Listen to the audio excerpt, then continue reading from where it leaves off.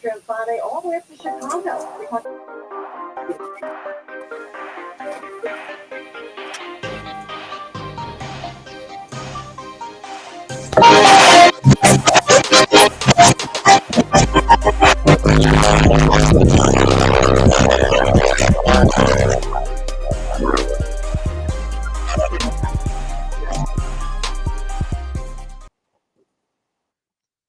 There are some mornings where, you're trying to get things ready and nothing cooperates.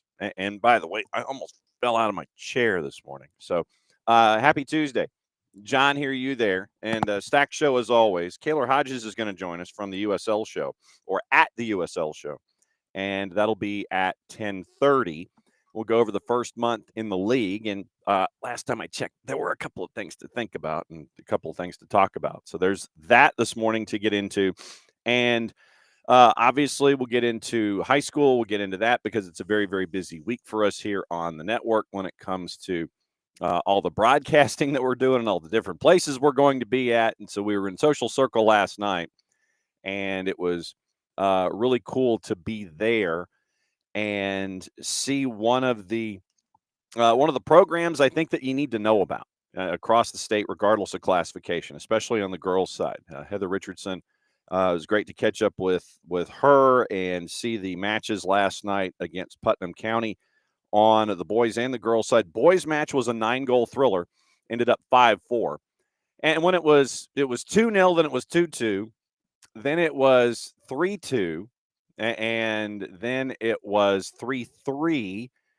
4-3, chance to tie. PK went off the crossbar, 5-3, 5-4 final. So that was what it was last night in Social Circle. Once again, thanks to everybody there in Social Circle for rolling out the red carpet for us. And it was really cool to be there. First time in a long time that I had been there for anything involving football of any degree. And it was, I think last time I was there, it was for a high school football game, FOOTBALL. And I was shooting highlights, and we were out there and east of the city and going to a couple of different places. And it's been a while, but stadium is really, really nice. Small venue for Class A. And like I said, the boys' game was nuts. And the girls in Social Circle reminded everybody in Class A Division I why they are one of the top teams, regardless of classification in girls soccer. So once again, thanks to everybody out in Social Circle for the experience yesterday involving Putnam County. Tonight, it is senior night at Kennesaw Mountain. And so we'll be up there for that. I'll have the call as New Manchester visits town. That'll be, I think it's 5:30 and 7:30 on the network. I'll have to double check it. But tonight on the Mixlr app and at soccerdownhere.mixlr.com, if you believe in doing things just off a straight browser, you can hang out with us. New Manchester visits for Senior Day at Kennesaw Mountain. We'll have that one for you tonight. Then tomorrow, yes, tomorrow is Wednesday, John. Soccer's in session, joining us at noon. It's going to be Molly McCarty, the head coach at Jefferson, Kaiuchi Murta, the head girls coach at Druid Hills, efforting a third. And so we can have fun across the board there and let you know what's going on, catch you up on the rankings and the matchups and things like that. And then Thursday, I'll be in Perry for Warner Robins and Perry, really big matchup on Football Fridays during the fall, developing rivalry Football Fridays in the winter heading into the spring. And since we're now officially in spring, it's a spring matchup. So Warner Robins and Perry, that doubleheader, we get to catch up with Coach Dooley and our friends at the Perry Panthers on Thursday. Friday, right now, it's Parkview and Brookwood. That one we have the Battle of Five Forks Trickham. We are efforting another matchup, and we'll see if we can have both channels up and running. We're chasing after a matchup where a region championship might be on the line. But right now, it is Parkview and Brookwood. That one we know we have on Friday night. Efforting a second one, and if we can get that one on SDH 2, then we'll let you know. So it'll be a very, very busy week for us here on the high school activity side of things. So very, very cool. And you get to kind of hang out and see what's going on across the board. So Ricky, once again, being the intrepid producer that a lot of you are on the Twitch pitch, and we'll go ahead and hit it. and let you know what's going on.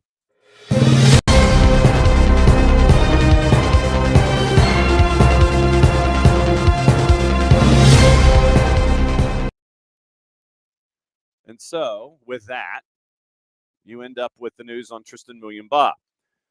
Tristan has been announced 3 weeks with a right calf strain and a right lateral collateral ligament sprain.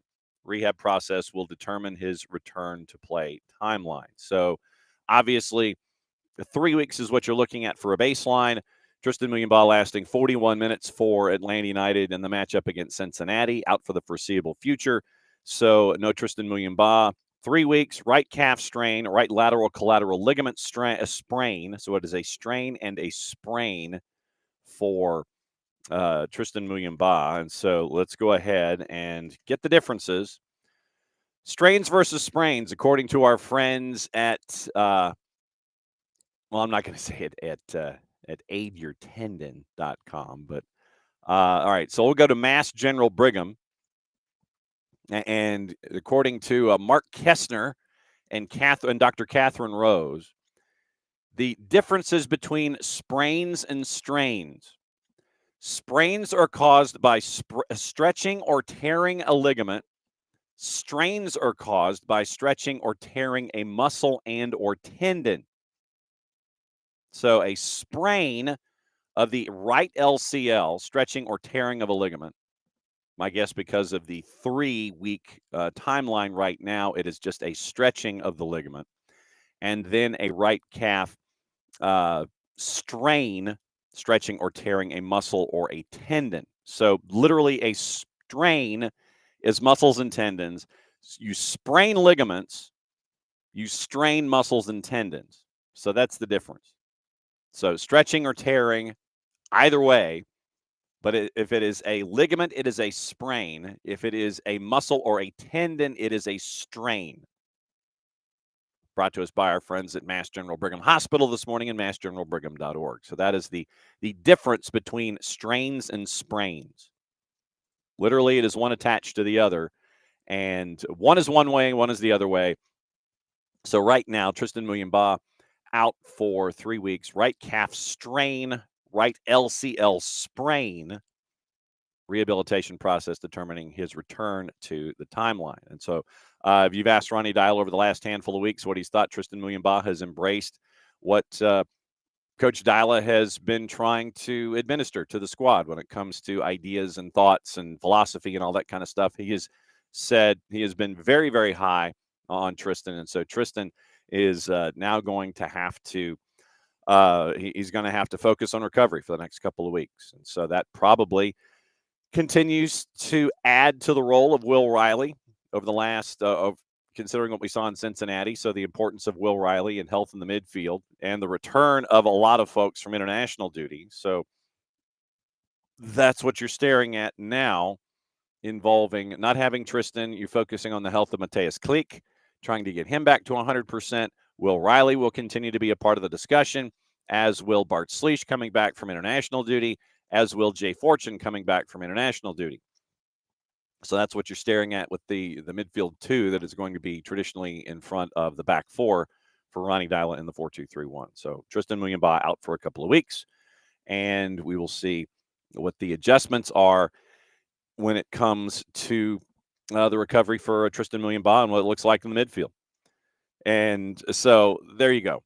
That's the early news out of Atlanta United this morning. And yeah, it definitely could have been a lot worse. Ricky is absolutely true. It could have been a lot worse, but 41 minutes then removed, and you have all that information now coming forward. So 3 weeks in the schedule means obviously missing the matchup this weekend against NYCFC.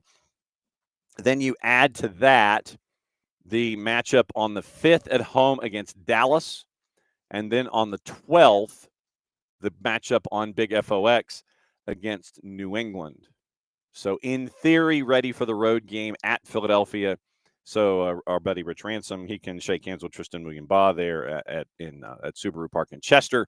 But it is NYC, Dallas, New England. Those are the three that are online for the absence for Tristan Muyumba. So there we go. Abby, once again, helping us out here when it comes to info and intel. Ligaments supplied blood by the smallest blood vessels in the body, taking longer to heal a calf, very well vascularized and quicker healing. I'm surprised I actually got to say vascularized and didn't stumble over it. So vascularized, quicker healing, and he gets the home matches. He gets the home matches to recover, and gets to do so in front of with his teammates there for support, and gets to be there as a part of the process over the next couple of weeks here at home with the three matches: NYC, Dallas, and New England, where I know a lot of folks, 17s especially, are looking for a lot of points on this upcoming homestand. So once again, that's the news on Tristan Muyumba, out 3 weeks anticipated, but as always, the caveat having to do with recovery and individual recovery time is different for every individual. So 3 weeks is what they're using as a baseline to have Tristan back, and so that would put him back for the matchup against Philly in a handful of weeks. So there you go. That's your early news out of the morning.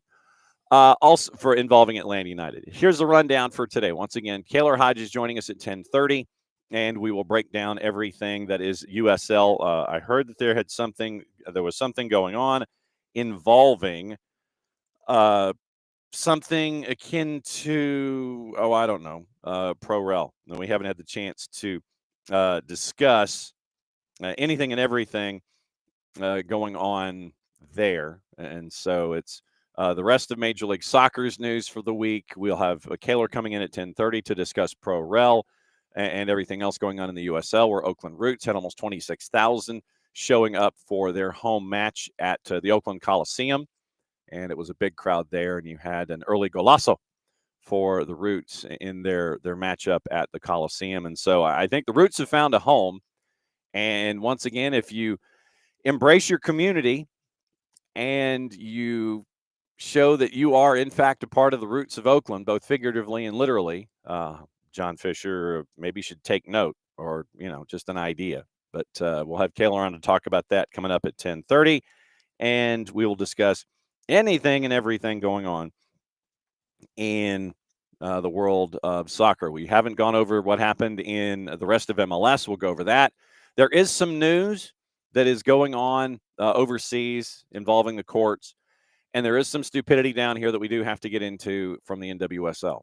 And that's probably going to be where my rant is this morning, involving the NWSL and just stupidity in general from folks that, as we reference our Roy Kent speech roughly once a month, just because you buy a ticket, people will think they can say whatever abusive issue they want. That's not the case.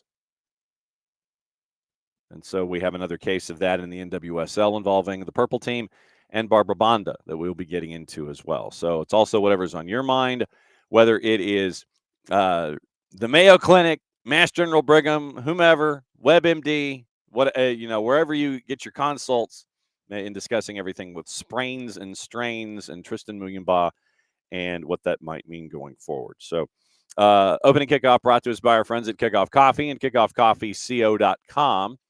And I know I still need to figure out how to export and transport the QR code here so folks can see the QR code over my face, and they don't have to see my face when I discuss what's going on with Kickoff Coffee and kickoffcoffeeco.com. You can go to Kickoff Coffee, start your day there. Don't forget, use the code SoccerDownHere15 when you check out. You get 15% off your purchase. They, in turn, take 10% at Kickoff Coffee, reinvest it into youth games, youth initiatives, stuff from our friends at Kickoff Coffee and at kickoffcoffeeco.com. Also, you have a couple of other things that you can invest in and be a part in. Once again, our friends from the Marshall Islands Soccer Federation. Their Kickstarter, by the way, and we're efforting Lloyd Hours and Matt Webb.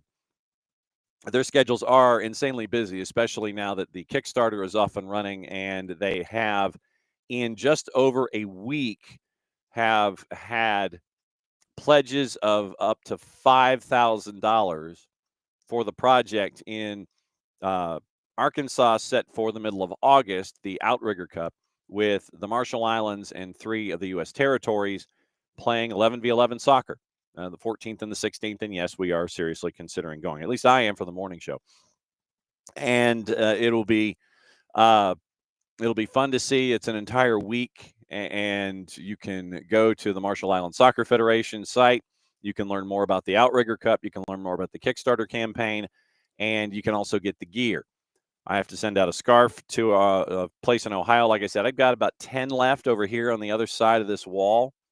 And so when those are gone, I have to reorder. And I hope I have to reorder once again to help out the Marshall Islands when it comes to their projects. So Everting Lloyd Hours, the technical director of the Marshall Islands, will get to find out about his last trip to the islands, what he's learning, what he has learned, what it's like to piece the Outrigger Cup together, and find out where things stand when it comes to the development of the talent pool and the Marshallese soccer community here in the United States. Once again, that section, the Four Corners in Arkansas and Oklahoma and Missouri and Kansas, right there, that's the largest concentration of the Marshallese outside of the Marshall Islands. It's right there in that Four Corners section.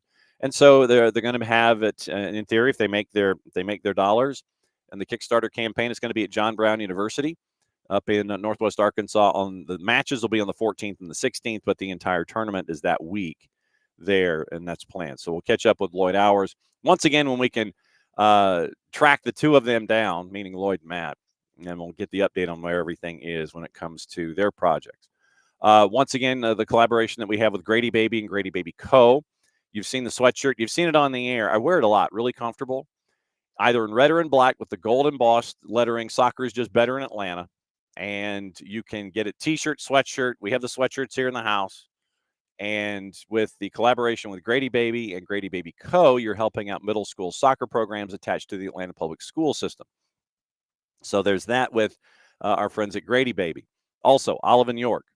And I know that I've seen Abby wear hers. Michael Parkhurst took his out of the plastic last Friday. I know that a lot of you already have your Olive and York jerseys. For those of you that don't, you can go to Olive and York and you can invest in an Olive and York jersey, the first ever SDH jersey. Our friends at Kaiser Permanente were right across the front.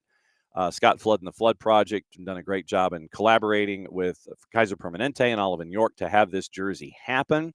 You can get it plain like I do, or you can get it personalized when it comes to, and Abby hasn't gotten her Grady Baby sweatshirt yet. I think that they're, I thought I remembered reading someplace where they were in the process of construction and ordering. If I thought I remembered that somewhere when I was looking at other comments and all the things that they were doing. So Grady Baby Co. and Olive and York with the jersey. You can get it plain like me or personalized. It can be either in white personalization, it's a navy jersey, and you can get it personalized either in white lettering and numerals or the Carolina blue letters and numerals. And you can help out our Soccer for Good campaign in 2025 there. You can also go and get our gear, soccerdownhere.net. You can go in the shop section. You can get pieces of clothing attached to our store. You can get the new SDH network lettering. And you can also get, I think it's the Attack and the Ruckus that Jason has artified.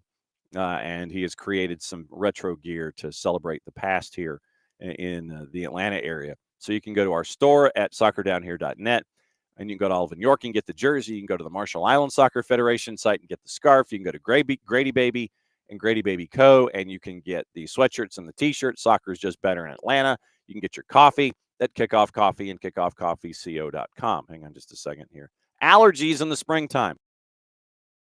There we go. Okay. All right. So Abby said she thought it was shipped, but still not there. Okay. All right. So here is all right. So here's our update. All right. So it looks like our friends from the Marshall Islands are sliding to Thursday because of how incredibly busy they are. Let's see. So Thursday, 9:05 Eastern, we'll get them right off the top of the show. So like I said, I'm trying to schedule things as we go. So it looks like out of the blocks, batting leadoff on Thursday, it's going to be our friends from the Marshall Islands. So Lloyd Hours and and Matt Webb. It looks like they're going to be joining us 9:05 batting leadoff. Like I said, nothing like writing things down. All right. No worries. All right. So all right. So that's the deal. So Marshall Islands have slid from Tuesday to Thursday. Like I said, this is me like live producing the show here and live booking. All right. So Kaylor Hodges joining us at 10:30. It'll be us talking about things between now and then for the next hour. Like I said, there's plenty to talk about Major League Soccer, plenty to talk about news of the day. We got Trent Alexander-Arnold that's out there. We've got Sepp Blatter and Michel Platini that is out there that we've got to get into. We have stupidity down here to get into, sadly. And then Kaylor will join us at 10:30. So now that we have that settled, all right, here's the rundown for guests for the rest of the week. It is tomorrow, brought to you by the letter Tyler. Tyler Pilgrim's going to be joining us, as he always traditionally does, batting leadoff on Wednesdays in the Atlanta United Informational Journalistic Exchange Program. Dylan Butler set to join us at 10 o'clock. Tyler Terrens from Apple TV is going to be joining us at 10:30 tomorrow. So Tyler Terrens. So it's going to be Tyler Pilgrim, Dylan Butler, Tyler Terrens tomorrow. Thursday, Lloyd and Matt from the Marshall Islands Soccer Federation. They're going to bat leadoff. And then the Power Hour in hour number 2, it is Nino and Nico at 10 and 10:30. And then Friday, weekend whip around, patent pending, trademark coming sooner, hopefully rather than later. We're efforting NYCFC. Either so if we can get them in Friday morning, we'll see if we can get our quest for NYCFC folks on for Friday. So you know where we're going to be for the high school action. It's going to be live on the network. Now that's the guests. So Kaylor Hodges tomorrow, this morning at 10:30. Tomorrow, brought to us by the name Tyler. Tyler Pilgrim, Dylan Butler, Tyler Terrens. That's tomorrow.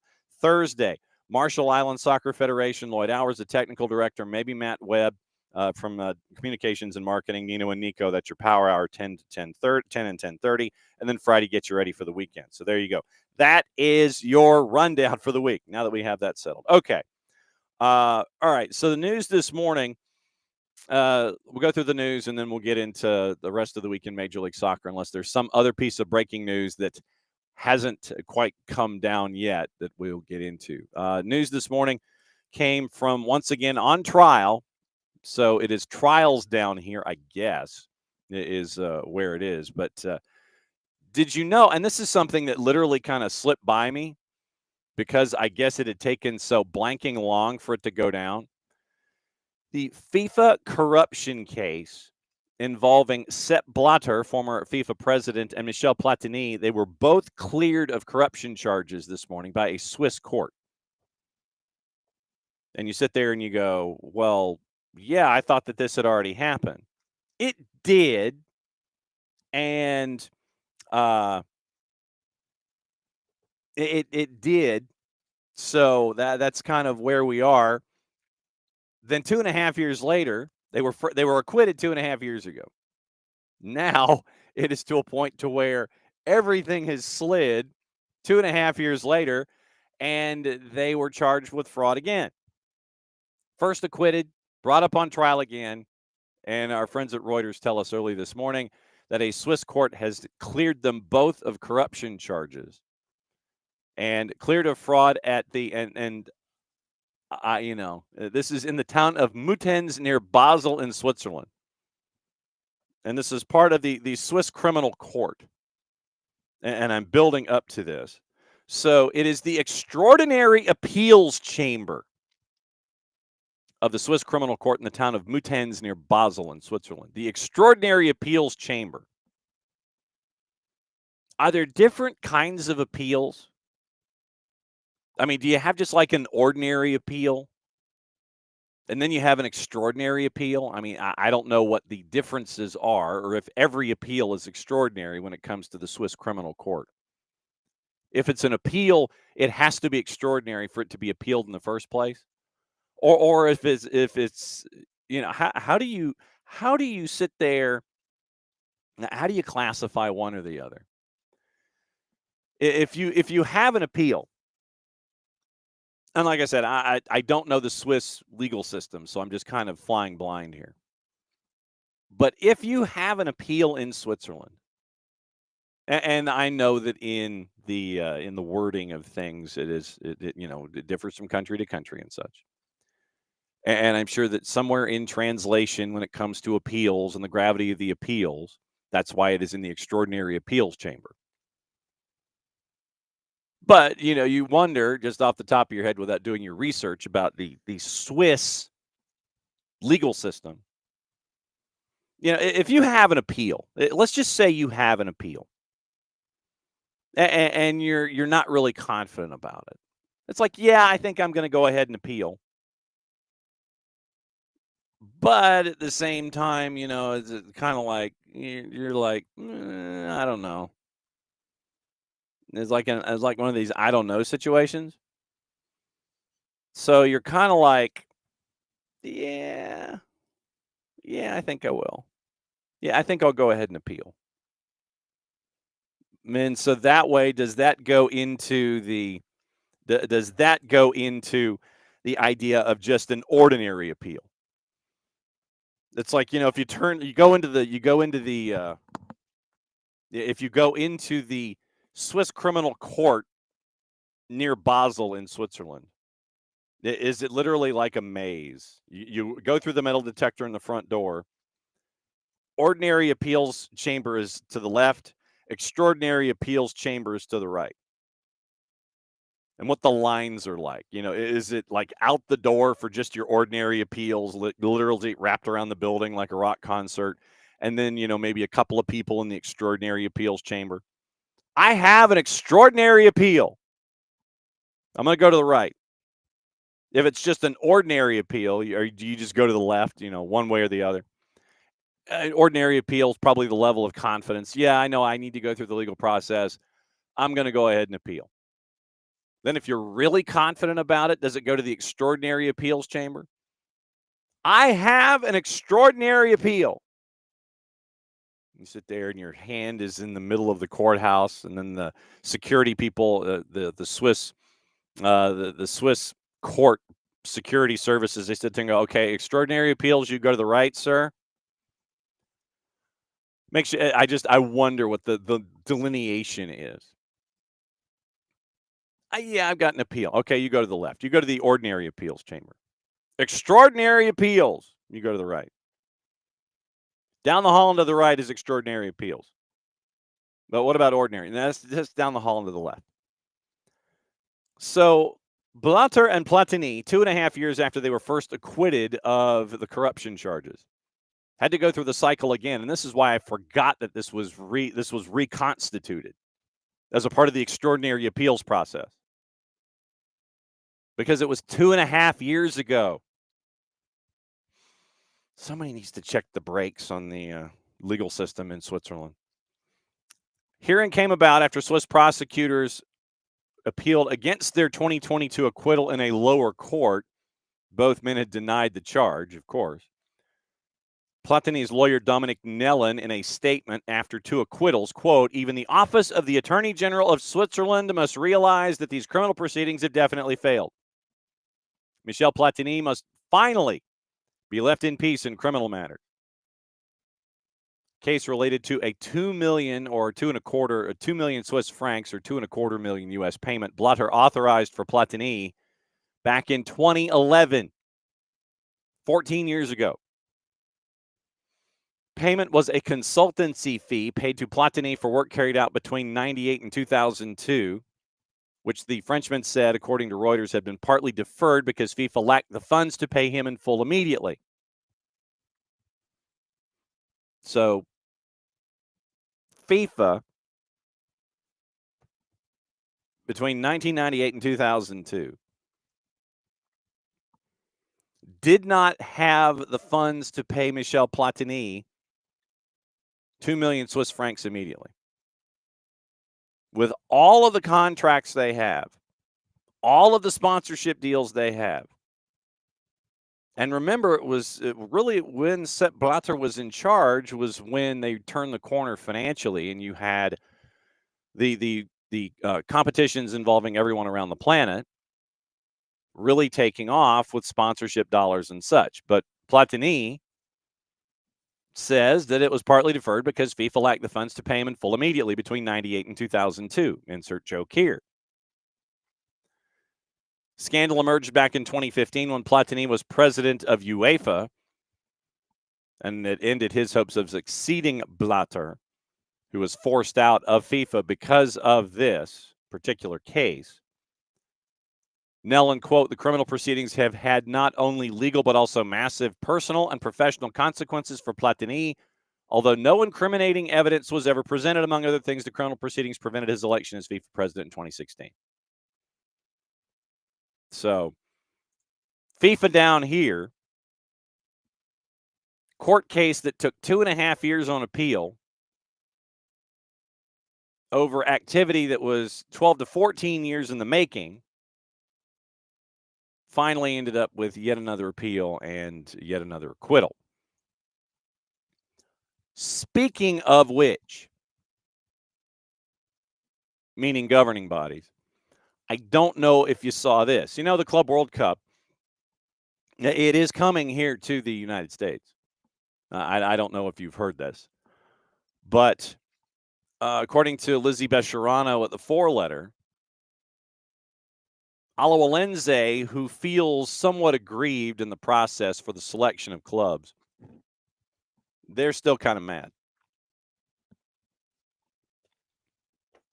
CONCACAF came out with a ruling that you could not have multiple clubs from the same ownership body representing a teams in the tournament, representing the body of teams in a tournament. So Alawalense claim that they are next in line to get into the Club World Cup, and imagine the financial windfall for a team like Alawalense.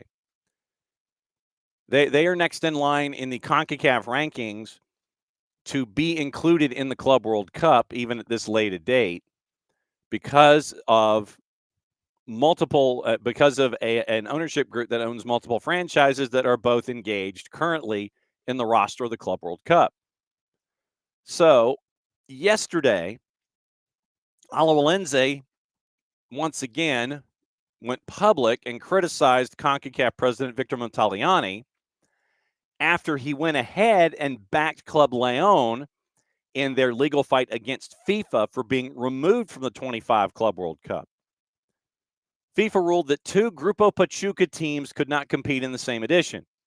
The general secretary chose to remove Leon, leaving Pachuca as the sole rep for Grupo Pachuca. They both won the same tournament, and that was the same entry point. Alawalense initially had reported the incident to the Court of Arbitration for Sport.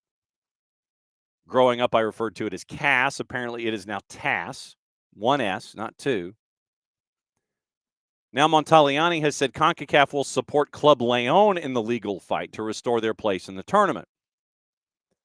Montagliani had an interview with Tudene. Quote, it's a legal process. Grupo Pachuca has the possibility to go to TAS on this if they want. I don't know what will happen. We will respect the process, but for me, as president of CONCACAF, I support Leon. They won the 2023 Champions Cup on the field, and for us, we hope at the end of this legal process, we see Club Leon at the 25 World Cup. Alawalense went public. Alawalense is like, bruh, meaning to Montagliani. They labeled Montagliani's speaking publicly on the matter a violation of neutrality, in quotes. The declarations of the CONCACAF president constitute a serious violation to the duty of neutrality, the principle of impartiality, and institutional loyalty, end quote. They joined the list of one of the many CONCACAF teams to claim they deserve Leon's place in the tournament due to football merits. FIFA is going to announce their replacement when they want. So you have until, basically you got 6 weeks, I think. 4, 5, 2.5 months. Sorry, not 6 weeks. 2.5 months, 10 weeks. The tournament kicks off. Remember when Gianni Infantino decided to be at the Erector set and just announced that the first match of the Club World Cup was going to be in Miami at Hard Rock, as Messi and friends were going to take on Al Ahly on June 14 and basically shock the hell out of everybody? everybody's like, oh, that's why he's here. You remember that? So they have until June 14th in theory, but I mean, obviously, you probably want to do this with about a month to spare. León earned a ticket when they won the 23 CONCACAF Hemispheric Extravaganza. Pachuca won it in 24. Same ownership group. And Victor Montagliani is like, well, León. Alajuelense is hot. And FIFA's like, yeah, we're chilling. We're going to kind of sit back and we're going to go like, everything's cool. Y'all be cool. We got it covered. FIFA's going to announce the replacement in due time, according to Bescherano. Those are her words. So FIFA's just going to be like, no, we got it covered. I mean, I literally have this vision of Gianni Infantino sitting there going, no, we got it. We're good. We'll let you know when we got it figured out. We'll let you know. And so that's where FIFA is at the moment when it comes to naming whom they want in the tournament, with two clubs representing the same ownership group. Do you leave it alone? Don't know. But that will be the true test coming forward for FIFA, with two teams from the same ownership group, a violation of one of the tenets of the Club World Cup, so that way you can't rig results. So we'll see. But Victor Montagliani has come out in support of Club León, the first of those two teams in Grupo Pachuca to get into this tournament. Pachuca lifted the same trophy a year later. So maybe it's dibs from Montagliani. I don't know. They won it first, so I'm going here. But Alajuelense is pretty mad that Victor Montagliani, the head of CONCACAF, has sit there and has decided to sit there and give a favorite. So that's that is the latest there involving the Club World Cup. Ticket sales, by the way, have not been good for the Club World Cup. And once again, the promise of this being a $1 billion tournament from FIFA's perspective. So that's what you're staring at right now. A tournament that you're like, well, no, we're good. We're good and everything's fine, and it's all going to be there in place. It's all good. So I am naturally intrigued as to what the solution will be in this particular case. So you're looking at all of the things to get you squared away. All of the things. So with León allegedly banished,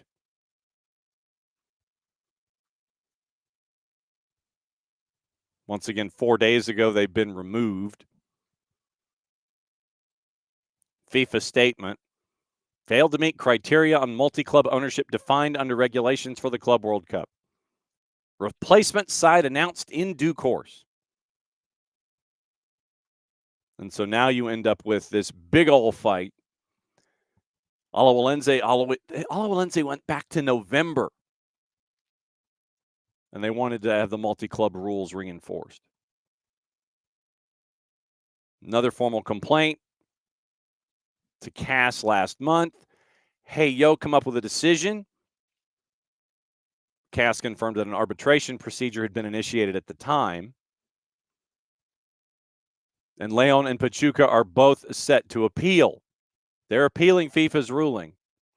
According to Grupo Pachuca, we will appeal until its last instance and in the highest sports court. So the highest sports court is going to continue and go, yeah, you know what? What I would bite my tongue here in this case, but we'll see. Why do I not anticipate anything happening? and everybody's still being mad. Oh, but we didn't have the rules in place at the time. That legitimately, that's where I'm heading. They both can be in. We just have to be wary of this in the future. That would be my guess. It's like, no, they earned their way in. They both earned their way into this tournament. But I am intrigued to see the end result of this, where allegedly one club is banned, you have the appeals, and where we go from here. So the Palace intrigue continues involving the Club World Cup. But yeah, the ticket sales for the Club World Cup have not been good. Let me see if I can find the article that was breaking it all down. And where was it? It was back in February. Club World Cup tickets had been slashed in price. But then once again, you're looking at a lot of folks that you're trying to attract, to come and see this tournament. But with the ticket prices being what they are, it is a slog for some folks. So here's what we'll do. We'll go to our one of our favorite secondary market ticket locators. So if we go, just to give you an idea, we'll do this for the locals. We'll do this for the local matches here in the Atlanta area. And for the matches that are group stage and then the ones that are the quarterfinals, we'll go through the run. June 16th, first match, 3 o'clock in the afternoon. Match one of a triple header. Chelsea and Club Leon. And this will be the get-in prices when it comes to getting into the building. There aren't a whole lot of tickets available in the lower bowl. But if you want to be in the lower bowl, you're dropping anywhere from, and this is in the corners. Right now it's at $178. But if you're looking to get closer to center line, there are some folks where you can get tickets for $880. That's get in. That literally is if you want to be in the lower bowl in the 100s for the first match, Chelsea and Club Leon, $880. In the corners, anywhere from high 100s to 270. Your get-in price looking like it's anywhere from $84 to $125. And there's a lot going on in the upper deck. So if you are a fan of either one of those two and you just want to walk in the building right now, you're looking at $83.65 to get in for Chelsea and Club Leon. Match number 2 in Atlanta. Down the line, it is Inter Miami and FC Porto. So Messi and friends play Porto June 19th, 3 o'clock in the afternoon. Get-in price, upper tank, once again, $133.80, $90 to $133. That's your get-in in the upper deck, and there's a lot available in the upper deck. Lower bowl or the suites in the 200s, you're talking in the 200s, you're looking at north of $400 to get into that level. Then in the corners on the lower bowl, you're looking at $225. Pretty much in the corners. And then if you want to get away from the corners, you're talking $425. But upper tank, once again, a lot of tickets available, anywhere from $85 to $135.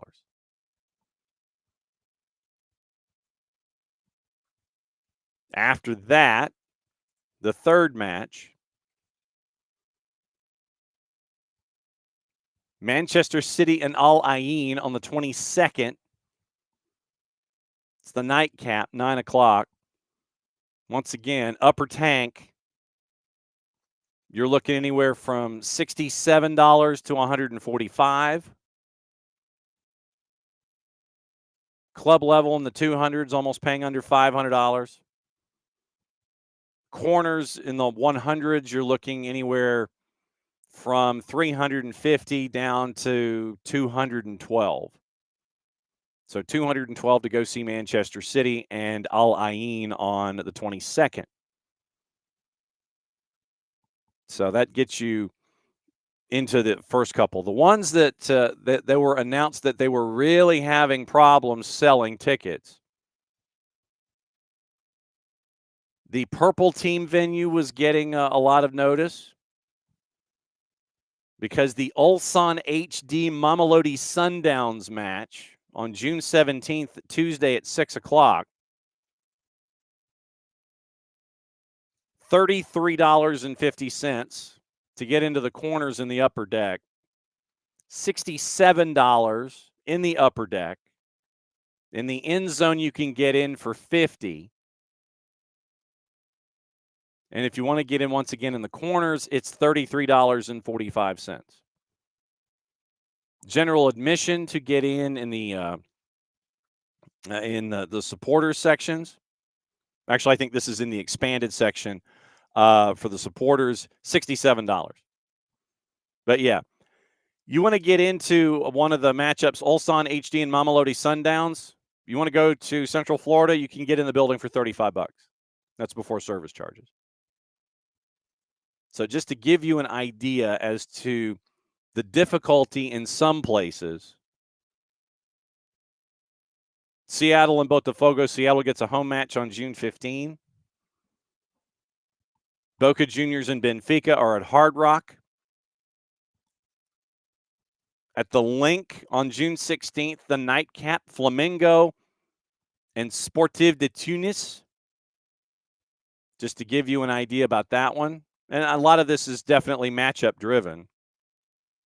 But right now, Flamengo and Sportive Tunis, no seats available in one side of the upper deck. Get in price anywhere from 55 to 100 in the 200 level. 123 to 125.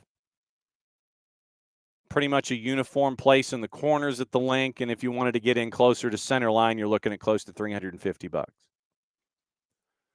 But from all indications, venues are having problems moving tickets. Ticket prices did come down, but right now, ticket prices are still a bit of an issue.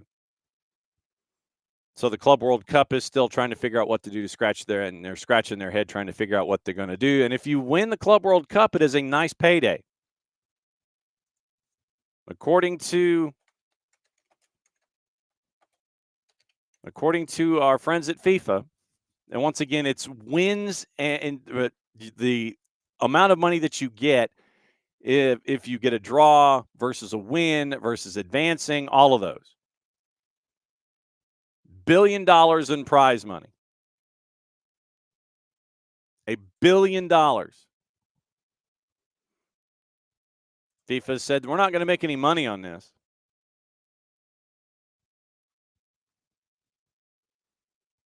But right now, prize money around €2.5 billion, and an initial €2 billion distributed among the 32 teams. Qualification, therefore, brings €50 million as a minimum. Other results-based bonuses, and the winner gets around €100 million. Add to the prize funds obtained from a run in Champions League, but once again, that's for the European clubs. Results-based bonuses, and the winner gets around €100 million. Qualification gets you about 50. 32-team tournament. We're just going to say prize money's $1 billion. $1 billion. So that's your prize money. And you get like incentives for wins, and you get more of a dollar figure if you win versus if you draw, and then if you get out of the group, you get more, and so on and so on and so on. All right. Before we get into stupidity down here in Major League Soccer, one more thing. Todd Bowley Clear Lake, says that The route that the club is going to take with a potential stadium development will decide whether he and Boley Clearlake proceed as a partnership or go their separate ways. Simon Johnson at The Athletic. They bought a mansion site next to Stamford Bridge last year, showing interest in other lands, no concrete plans as of yet. Boley had a conversation, and it was with Bloomberg. Boley says we have to think long-term about what we're trying to accomplish. We have a big stadium development opportunity we have to flesh out. I think that's going to be where we're either aligned or we ultimately decide to go different ways. But what's been written and talked about is much more drama than what is actually happening. Obviously, inside of London, it's really complex. It's not as if we're building something in the middle of a rural environment. We have a lot of constituencies to make sure that we care about. Certainly, the Chelsea fan base is one. Long-term, we're going to be building something new, and we'll figure it out. Last September, they were looking at options, meaning Boley and Clearlake, and trying to figure out how to buy the other out, but it hasn't gone any further past that point. Squad rebuild is an indication of how Boley Clearlake can work well together, adding, if you look at the evolution of the team, we've been aligned on what we're trying to do and what we're trying to build. It's a team that's young, a team that's got long contracts. Status quo is something that's just fine. We've learned from each other. We're going to be able to work it out any which way. So Todd Boley, confident at the continued growth of the relationship of Boley Clearlake and what they're doing to continue to build Chelsea. So we'll see what happens there. Does it get to a point to where they're frustrated and go their separate ways and one buys out the other? Geisa, as a club record signing for Manchester United's women back in 23, signed for Gotham on loan with a view for a permanent. Appearances for United limited this season. She was on bereavement leave, but Geisa is on loan now to Gotham. Gotham, once again, sparing, it's like, yeah, well, we're interested in this person, and this person. Gotham, once again, taking those steps to continue to stack their roster. And this is where we get into stupidity down here. And all this is alleged, and once again, it's Jeff Kassouf over at the Four Letter. NWSL and Gotham investigating, quote, hateful language directed from a fan toward Barbara Bonda in the Pride win over Gotham on Sunday. Gotham, Pride, and the NWSL said in a coordinated statement, behavior is unacceptable, has no place in our league or in our stadiums. Neither the clubs nor the league specified the nature of the language used. Gotham said in a statement that stadium security swiftly responded to a reported incident in a game at SI Stadium. An individual was directly addressed in quotation marks, and security monitored the situation for the remainder of the match. NWSL and Gotham said they're working together to take additional action where appropriate under the league's fan code of conduct. Gotham has footage of the alleged incident that it is actively reviewing. Club representatives have been in contact with the fan who reported the incident, according to a club spokesperson. NWSL had in a statement committed to ensuring that our venues are safe and respectful environments for all, especially for the athletes who represent the very best of our sport. Barbara Bonda is both an exceptional player and person, and the NWSL is immensely proud to support her as a member of our league, end quote.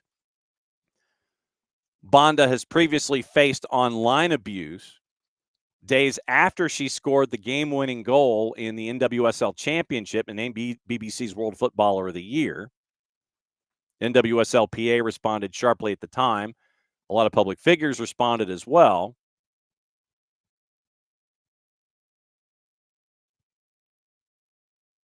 Online attacks largely stem from a 2022 incident in which Bonda was ruled out of the women's AFCON in a confusing incident that left officials blaming each other. Zambia qualified. Bonda played at the tournament, also played in the Olympics. Had a hat trick in each edition of the tournament. 13 goals in her NWSL debut season. And the NWSL-PA came out with a very lengthy statement, once again reinforcing that there is no place whatsoever for any kind of abuse of any kind of individual online, period. Period. Big statement from the NWSL-PA. Orlando Pride came out with a statement that was 4 sentences long.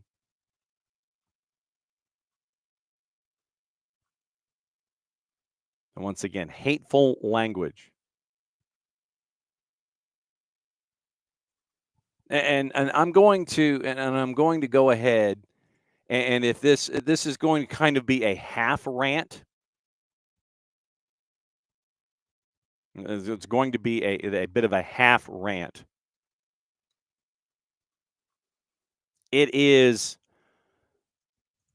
tiresome to see this kind of stuff. It literally is incredibly tiresome.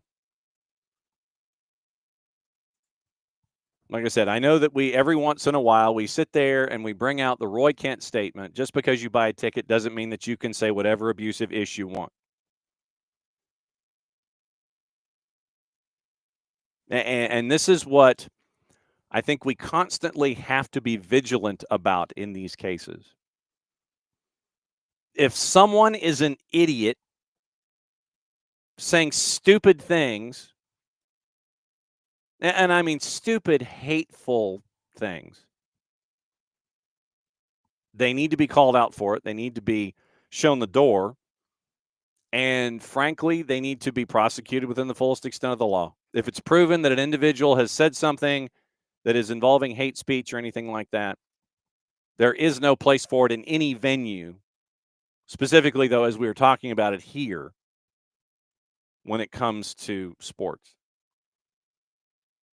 And look, I know that in sports that we have fans and fans yell and they say things and they root for their teams, they root for their clubs, they root for their alma maters.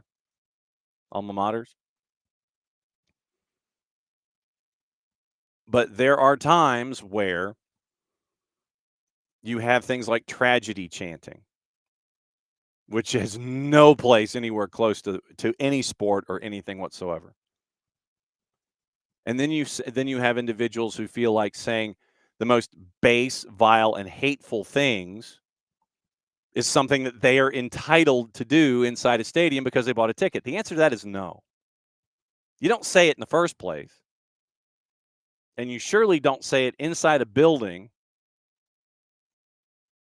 and direct it at an individual for whatever reason you feel is justified. That's not how this works. That's not how this works.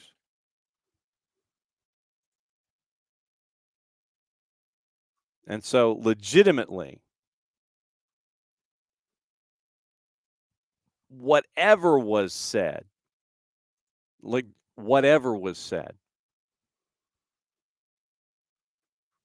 place. No place.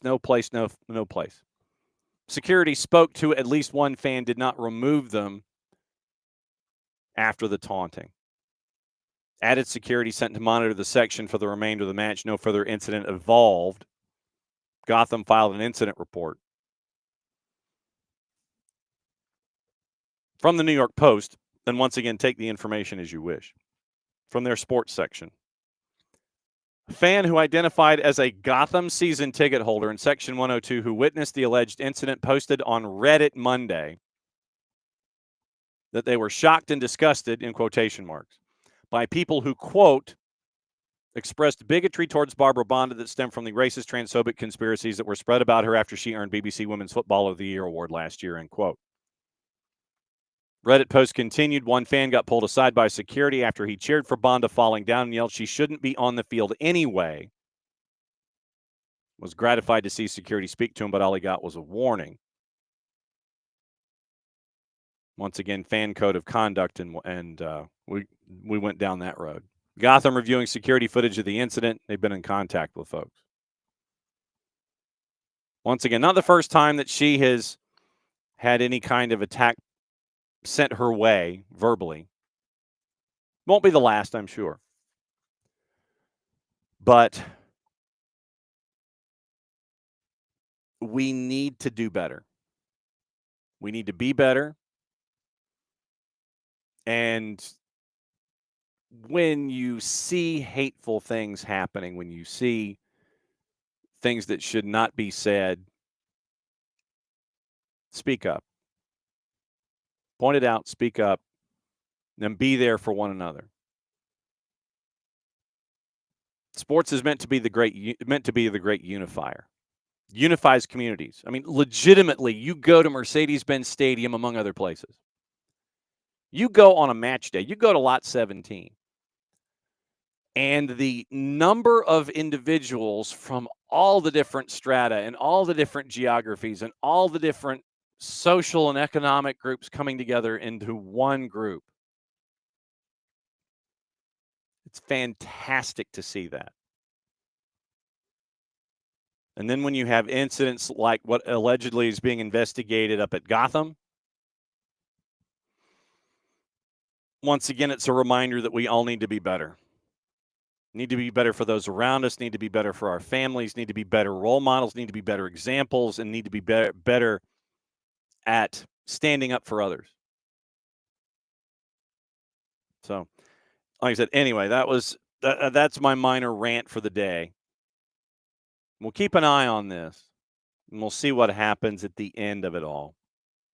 As we talked about stupidity down here in England and overseas in situations.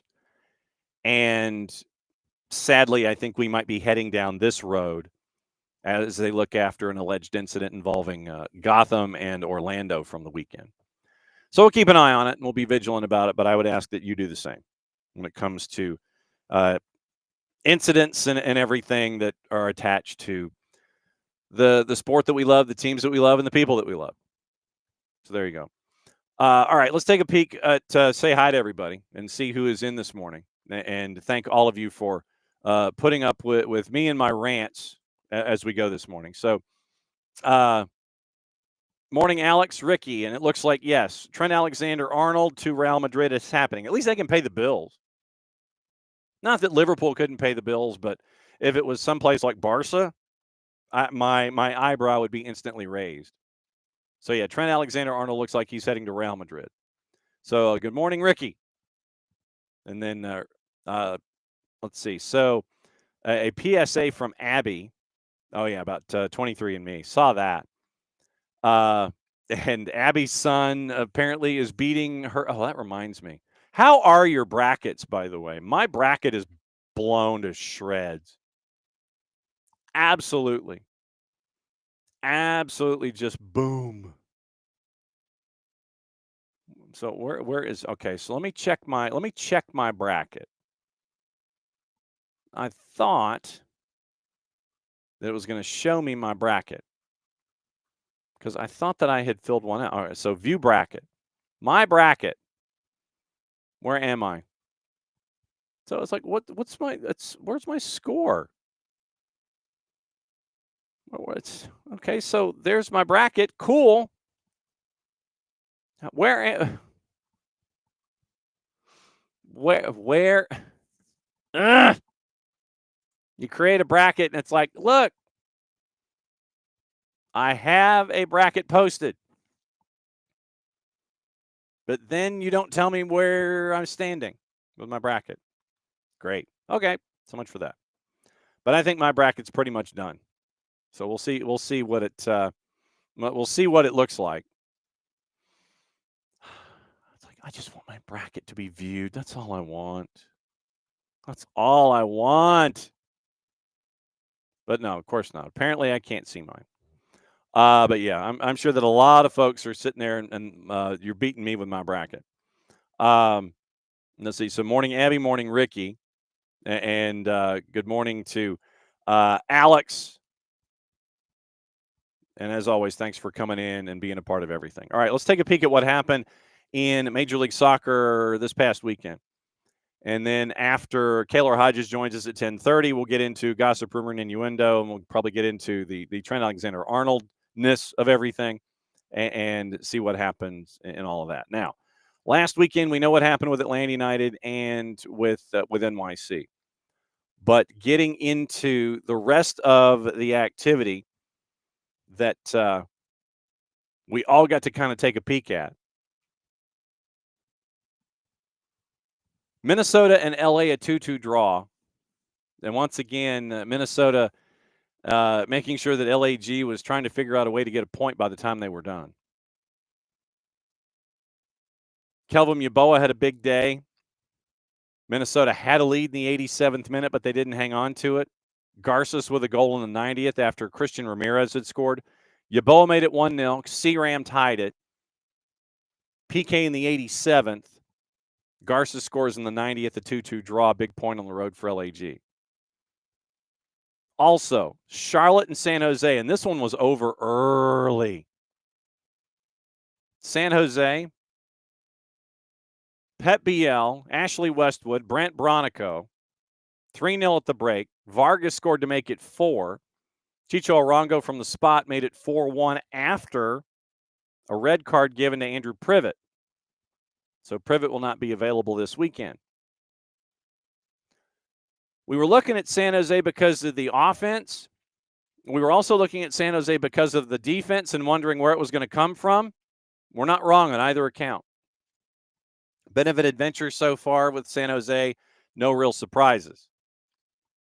Columbus and NYC, no goals on the board. We'll talk about NYC on Prescription for Victory at Mercedes-Benz Stadium on Saturday. But Columbus coming through everything. Once again, with international duty, they were decimated as well. And they end up with a goalless draw. Each team ends up with a point. New York over Toronto 2-1. Insigne in the lineup for Toronto. But New York taking care of business and finally taking care of business. It took a little while, I think, for Red Bulls to sit there and go, oh, well, we probably need to just pay attention a little bit. Forsberg scored a PK in the 44th. That was the score at the break. Then DeAndre Kerr scored to tie it at 1. 6 minutes later, Forsberg took over. And then Carballo ended up with a silly red card at 90+3. So they'll be without him this weekend.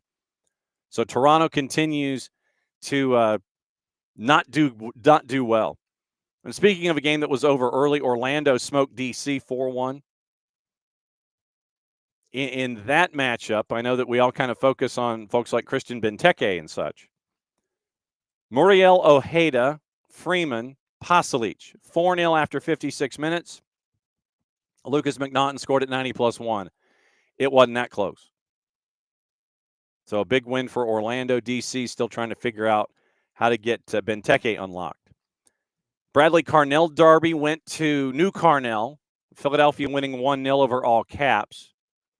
And once again, with all the absences for international play, especially your talisman up top, Ty Barbo, who would score? It would be Glavinovic. Glavinovic scores in the 8th minute. And that would be it. Literally 8th minute, you end up with a goal. Probably the bigger story is the Lewin red card in the 66th minute. So you'll be without one of your leading scorers next time out. So Glavinovic scores, Lewin a red. New Bradley Carnell, Carsmell beats the old Bradley Carnell, Carsmell. 1-0 Philadelphia. LAFC over Kansas City. And so once again, you're trying to figure out which version of Kansas City you're going to get. LAFC, David Martinez in the 18th and Aaron Long in the 54th. Nothing from Kansas City on the day. So David Martinez, his goal on the board. By the way, 10 shots to 8 for Sporting. 2 shots on target. Half of the shots on target for LAFC, 4 of the 8. 11 corners for Sporting Kansas City, by the way, compared to 1 for LAFC. 17 crosses to 3. And when you're trailing, that's kind of what we've seen done in the past, where you see teams trying to bomb it in from the outside in and trying to get shots on target. XG was a goal and a half higher for LAFC, 2.3 to 0.8. 2 saves either side. 11 clearances, by the way, on the 17 crosses by LAFC. 26 fouls, 14 of them on Sporting on the day. But once again, what version of Sporting are you going to get? That, I think, is the bigger question. Are you going to get the one that scored 3 goals in 12 minutes for a comeback last week, or the one that had no goals on the board this week? Or is the truth somewhere in the middle? Nashville over Montreal 3-0, and everyone that I have read on social media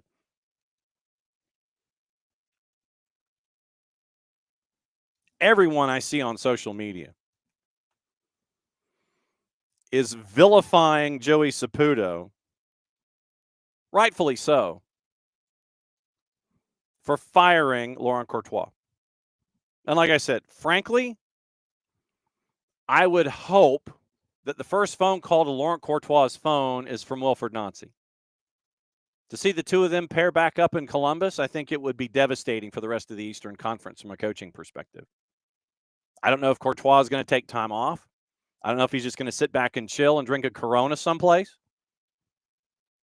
I don't know if he's going to wing poutine at the corporate offices of CF Montreal, specifically Joey Saputo's office. You know how like we would throw, how you throw rocks at windows?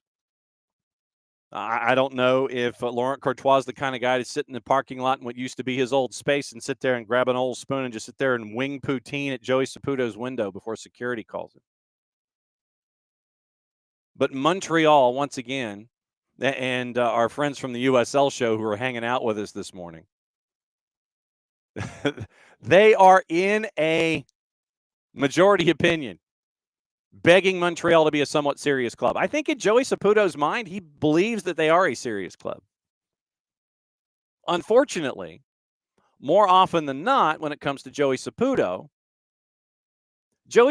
to me, and this is a dated reference, some in a particular demographic would get this. Joey Saputo to me is the George Steinbrenner of Major League Soccer.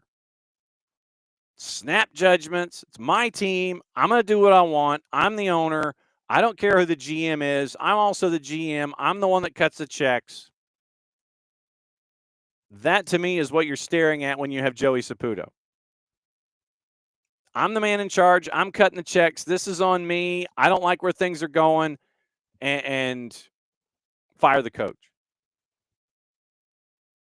And I think that's what you ended up with once again in this situation. Yet the context of the matter is, because of where you are geographically, and because you cannot go next door, because the umbrella is busted, apparently, from new or from more recent photographs of the Big O, of Olympic Stadium. You can't play in the Big O. You might have to import grass like you've done in years past when you would play in the CONCACAF Hemispheric Extravaganza. Or do you play on that welcome mat? And do you play on that nasty turf surface? Either way, Montreal, and that's true, except Steinbrenner spent money to win. When was the last time Montreal actually spent? Okay, so let's go into the transfers. And it's all, and I know that this is all relative, probably when it comes to money that's being spent. So let's go into. Let's accept and continue. I don't want to subscribe ad free. So okay, let's take a peek. No. Let's see, more info, ends of contracts, squad numbers, players on loan, full squad details, market value analysis, squad fixtures, transfers and rumors, current season transfers. Okay. So current season transfers. All right. So you spent in arrivals. So in income, and so your expenditures are 6.68 million euro.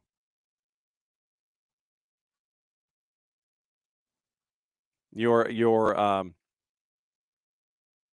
inbound 1.45, your outbound 6.68. So you've actually spent 6.68 million. Most of it apparently has been on Gennady Sinchuk. Most of it has been on Gennady Sinchuk. 4.8 million euro. Jaquil Marshall-Ruddy, Jalen Neal, Prince Owusu, Emil Gazdov. You've spent some money there, but bringing in Sinchuk for 5 million euro is one of the most recent transfers. Stop. Pop-up windows. How many of you have to deal with pop-up windows on a normal basis? So, yeah, Sinchuk at 4.8 at the time. All right, so let's go back a year. So last season, after Sinchuk, 3 players, Yankov, Kokoro, and Apoku, all under 2 million euro. Go back another year. Let's go back to 22-23 after 23-24. Once again, a handful of players, all under a million euro. When it comes to transfers and investments, 21-22 season, Alistair Johnston, you got him on a budget of under 1 million euro. But most recently, going back to 21-22, most of your transactions have been €1 million or less. The Sinchuk one right now stands out like a bit of a sore thumb because of the amount of money that you spent was atypical. In the words of when you look at Joey Saputo and his work. But you bring in Alistair Johnston, you bring in Bryce Duke. There have been some players, and whether or not you had the faith in them is an entirely different matter. And then you go on and you flip them and sell them, and you try to come up with a profit. But in the last 3 or 4 years of the Gennady Sinchuk one is the one where you've spent entirely a lot more money than you have in other transactions, far and away. So Joey Saputo continues to once again confound everyone. You have a team that is playing the first 7 matches this season on the road because you can't play anyplace else. Snowdrifts, etc. Like I said, you can't play in the Big O. The umbrella's busted. The billion-dollar boondoggle that is the Big O. When you had opportunities, you would play CONCACAF matches in there, but not recently. You can't play there. I wish the Montreal show could bring in the equivalent of Billy Martin. See, that would be interesting. Who would be so if it was, it would probably have to be someone from his Serie A connections for Giuseppe Saputo. So, do you bring in anybody from Bologna? Who have been the Bologna managers of recent repute? The Bologna manager history. Thiago Motta actually lasted a couple of years. Sinisa Mihailovic. I mean, so there haven't been any repeats at Bologna for managers going back to 2000. Guidolin, Mazzone, Malassani, Bisoli, Pioli, Ballardini, Lopez, Rossi, Donadoni, Inzaghi, Mihailovic, Motta, Italiano. And Vincenzo Italiano is working on a year. So there isn't the same kind of in out that we've seen in other places. So Saputo Incorporated, dairy processing. So I don't think that's got anything to do with anything. I don't know who consistently brings folks back in. But chairman of Bologna, Saputo Stadium. But there have been no reruns like in a Billy Martin-ish kind of a way for Joey Saputo. But rightfully vilified is Saputo for bringing folks in, and it's like, all right, fine. You bring in young talent, you mesh together with what the coach wants. You don't really have to spend a whole lot of money, but you get mad when the results don't happen the way that you want.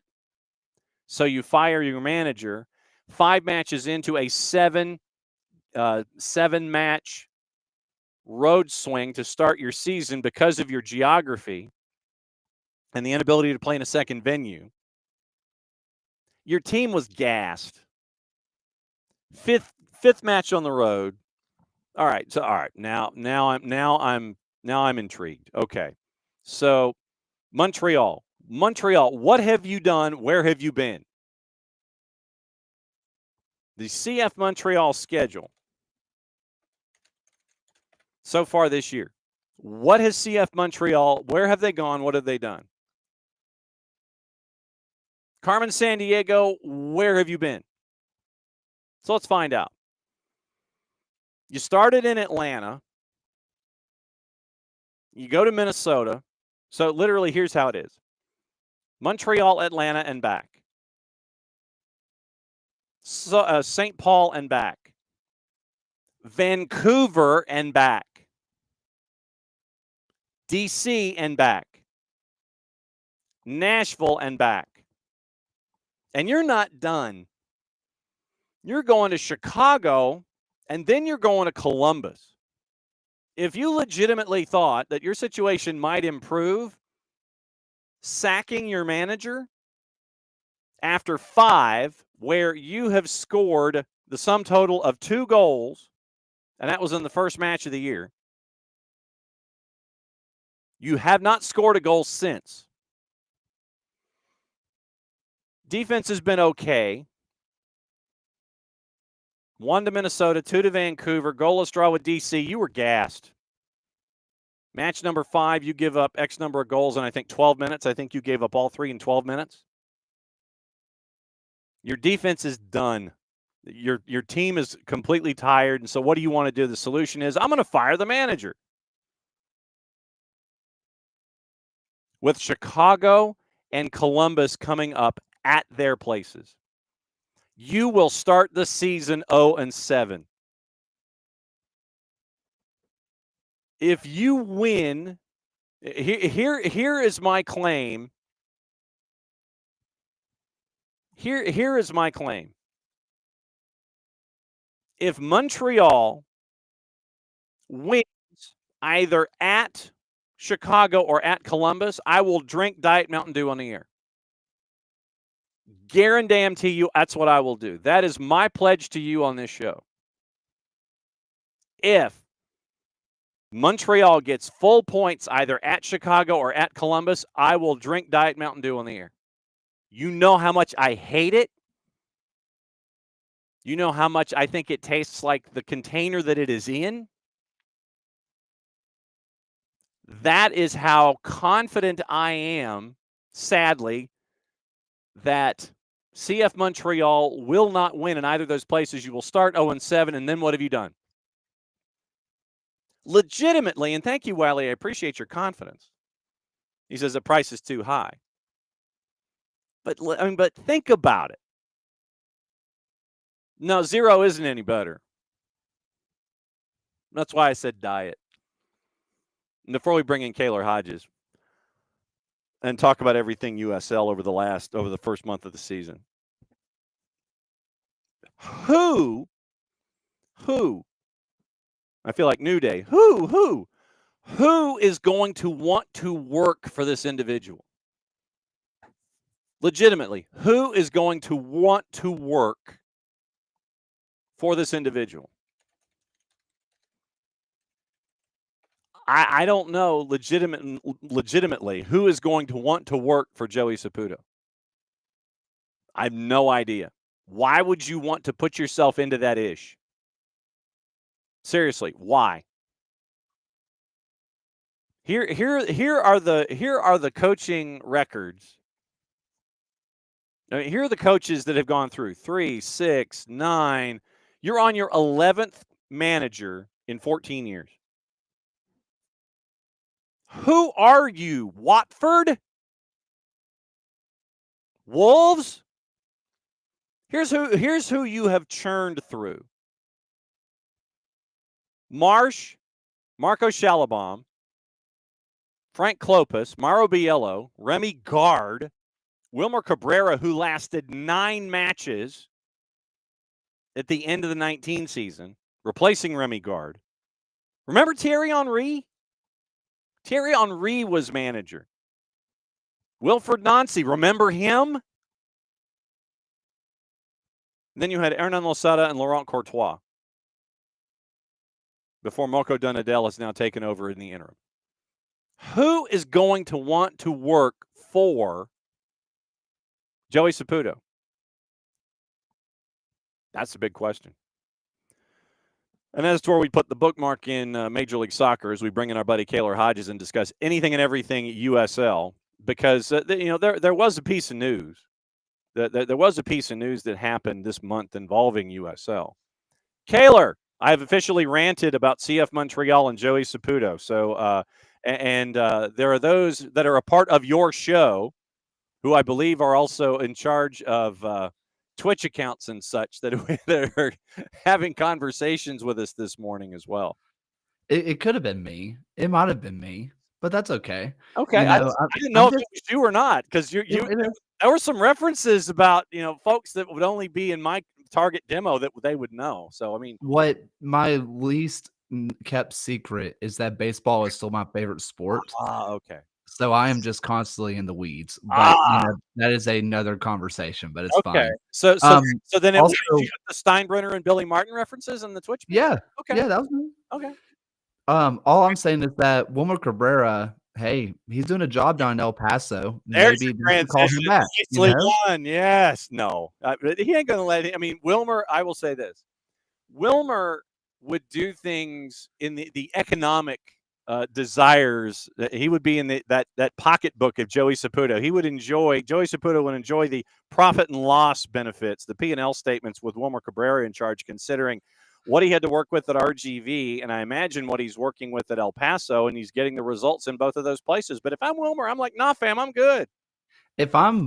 Listen, Wilmer Cabrera is kind of my Jeff Fisher of the USL, where he's going to end up 8-8 every single year. And if you're Montreal right now, you are hit your hand off to get 8-8 or a 500 record.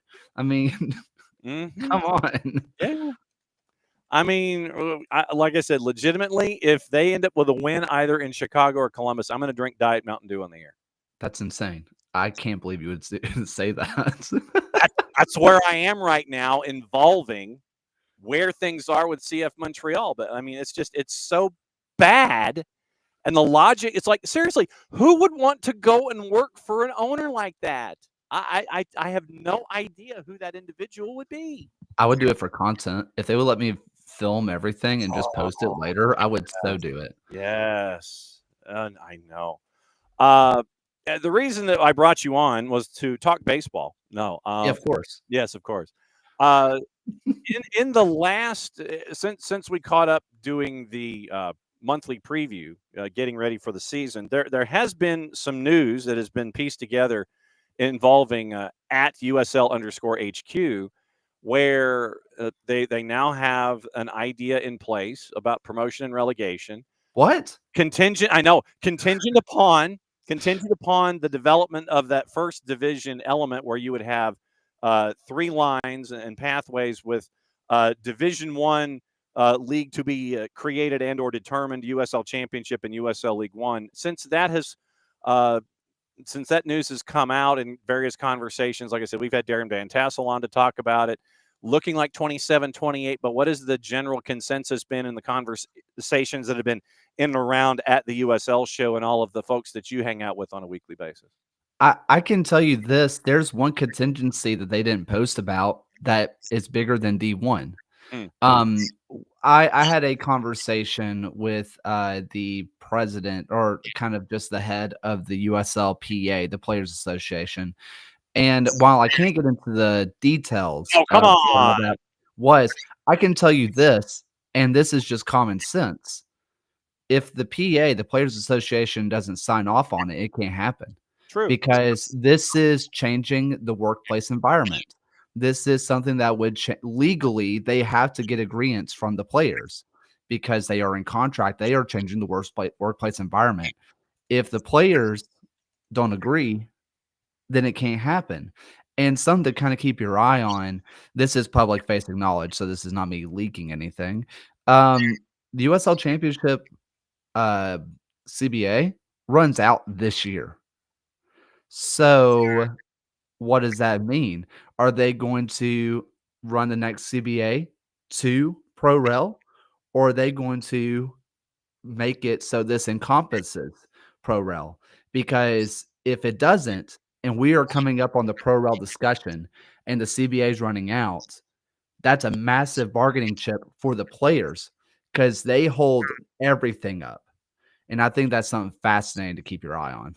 Yeah, no question. So, in backroom conversations, off the record conversations, what is the level of confidence in the USLPA, pardon the pun, playing ball, knowing that this is anticipated a couple of years down the line? Does the PA sit there and go, okay, we understand. We will be patient and we will see where this goes. We'll see where it develops. We'll do this in stages with the any new agreement. We understand that we can go a couple of different ways here. If this then this, if this then this, are they that patient, or are they going to look for the brass ring out of the blocks and sit there and go, we're going to go 100% what we want and then work our way backward? I think this initial CBA, my predictions here are that the new CBA um, is going to run out before the Division One status begins. Okay. I think that's when that's going to run out. Now, this upcoming CBA, I highly doubt we're going to see anything of a lockout. I know when people hear, especially in U.S. sports, CBA discussions, that everybody thinks, "Oh God, we're about to cut off the season halfway through. We're having a lockout." I don't see that happening whatsoever. I think that this is a rare case where the players can get exactly what they want, because this is not like a Major League Baseball. This is not like a NFL and NBA lockout where those players only have one place to go. This is truly a global sport that if they quote unquote locked out, they can go literally anywhere in the world to play. They don't have to stay here. So I think that the ball is in the owners' courts to give the players what they want. I think that the USLPA is going to ask for the world? No, I do think they're actually fairly reasonable people that want to get a deal done. I don't think they're going to negotiate out of bad faith. But I do think it is something that this is a rare case where the players hold the power. And I think they're going to take advantage of that.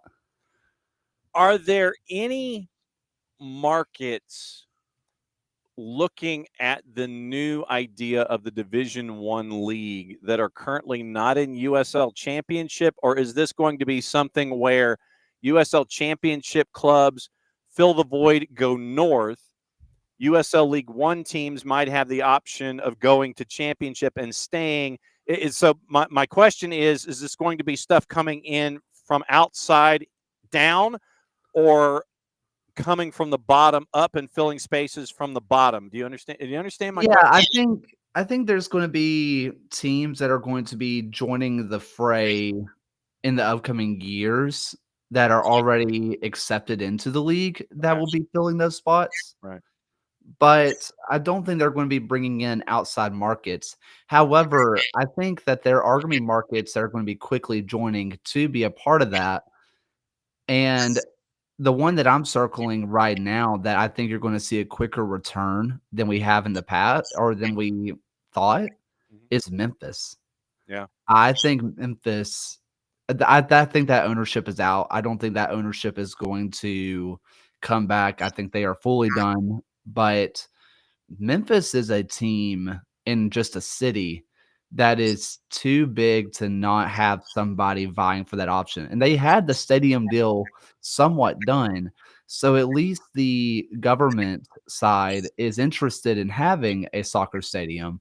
If you can now leverage that with D1 status, promotion, relegation, I think that it makes it a lot easier to have that conversation, to bring in a new owner, to bring in those stadium talks. But other than that, I think a lot of the markets that you would think of are already in the championship and League One, and they'll just kind of promote from within.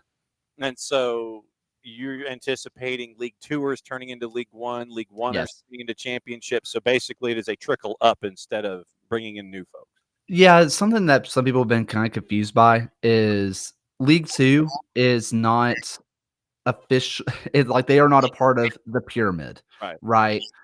A lot of people see the branding and they're like, "Oh, teams will get promoted from League Two." That's not the case. They are a summertime league. It's Right. not possible. However, A lot of teams, and it's a quiet secret that a lot of teams are joining League Two to join League One. Look at Sarasota. Look at Des Moines, Menace. You look at, hey, One Knox did it just a couple years ago.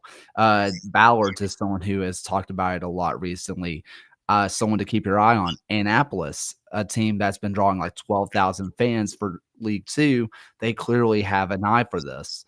There's a lot of teams that have been joining League Two to kind of posture themselves for League One. I think you'll see a lot of that, but not straight up promotion. Okay. From the first month of the season, right now, Detroit City, Lou City, no real surprises, I think. Loudoun, I think, is probably an early surprise in the East. The Miami FC continues to just go right on being who they are. No real changes there, despite the amount of money that they either invest or don't invest. Rhode Island, once again, still waiting to get into the new building. Oh, by the way, are you and at the USL show going to Tidewater Landing for the unveil? No, we are not. We really wanted to. Until someone really gives us a lot of money, we can only do one away show a year, and that is currently Portland, Oregon, or Portland, Maine. Sorry. Yeah. I was going to say, no, wait a second. Don't get the P-Hop folks mad at you for going to the wrong. No. It's like you go wandering into Providence Park. Hey, where is everybody? Hey, I was told the Hearts of Pine were here. What's going on? Exactly. Early thoughts in the Eastern Conference, a couple of matches in. And once again, it's a lot of the big names that are there. I think really more of the surprising things have happened in Open Cup with USL teams than anything else. Let's just avoid the Open Cup conversation. I think, honestly, you look at a Loudoun, and that is the surprise right now, and a little bit of Detroit as well, where Loudoun, we said very openly that if they stick with the 4-4-2, that they were going to be awful, and they've been so good. They didn't bring any new pieces in. They brought in a few, but no real impact players. It seemed like they lost more than they brought in, and then it just works. It's working so well right now. And they do this to begin the season a lot, where they just kind of come out and just say, we're just going to beat everybody. And sometime in the middle of the season, they're going to lose 5 straight. And we're going to say, what happened? That's just kind of the Loudoun way. But right now, it looks awesome. And Ryan Martin is really showing why he's stuck with his guns. When you look at Detroit, which John Morrissey just put out a nice little video about them. There you go. Where Ben Morris has been awesome for them. He has kind of been this like false 9, late run into the box score for them. He's really been dictating the play, which we didn't see in the past. We know that Detroit City is going to be awesome defensively, but what they've done attacking wise has been shockingly good. They have good players, but they also lost Maxi Rodriguez. So I thought of them as a playoff team, but I didn't think they would be top 3 in the East to start the season. Early doors, of course, but this looks sustainable. On the West, first thing I want to talk about is the team that's last in the standings, but first in attendance. And Roots go to Oakland Coliseum, turn it into this massive party, as it should be, for Roots going to the Oakland Coliseum, giving the Coliseum life. Just under 26,000 show up. Mm-hmm. You have the salute to Ricky in the 24th minute. All of those things coming together. The only thing not coming together for Roots are wins. But I think it's a big showing for them to have the kind of moment that they had at the Coliseum to celebrate what the sport means to Oakland in front of 26,000. I think the only thing missing for Oakland is a player like Johnny Rodriguez, whom they had and they sold. Mm-hmm.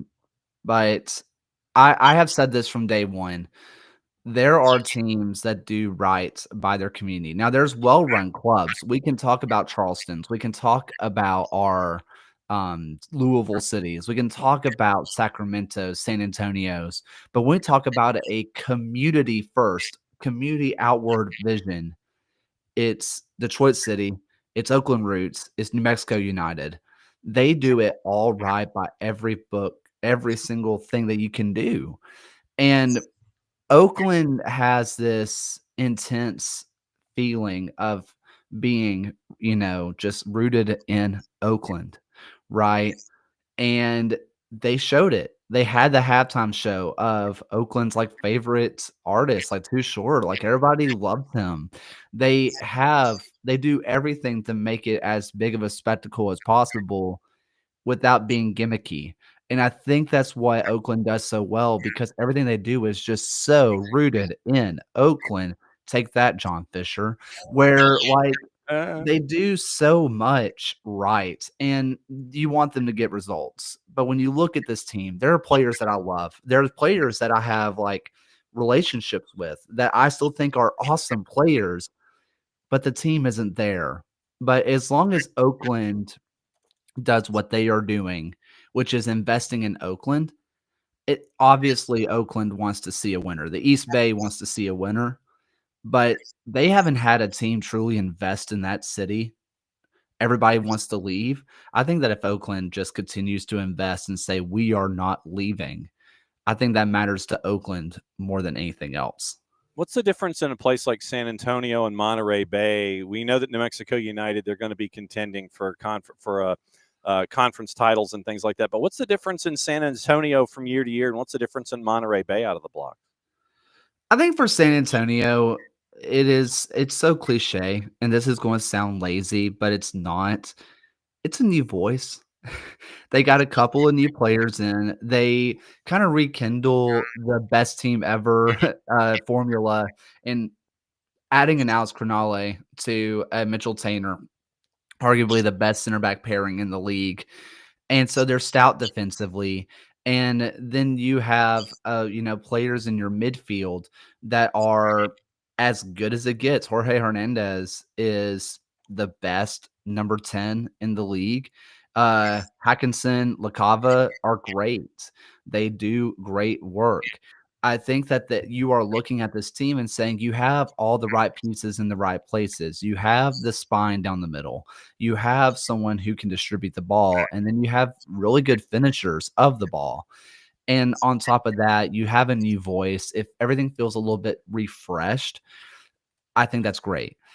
As for Monterey, this feels I mentioned before that Detroit City feels like this is something that I could repeat. This is something that can last forever, that what they're doing feels sustainable. Monterey Bay does not feel that way to me. Okay. I think that they have players that can dominate games. I think that they have players that do great stuff. Gordon, who was a center back for them, he came through the Birmingham City Academy, then went to Austin. Now he's over at Monterey Bay.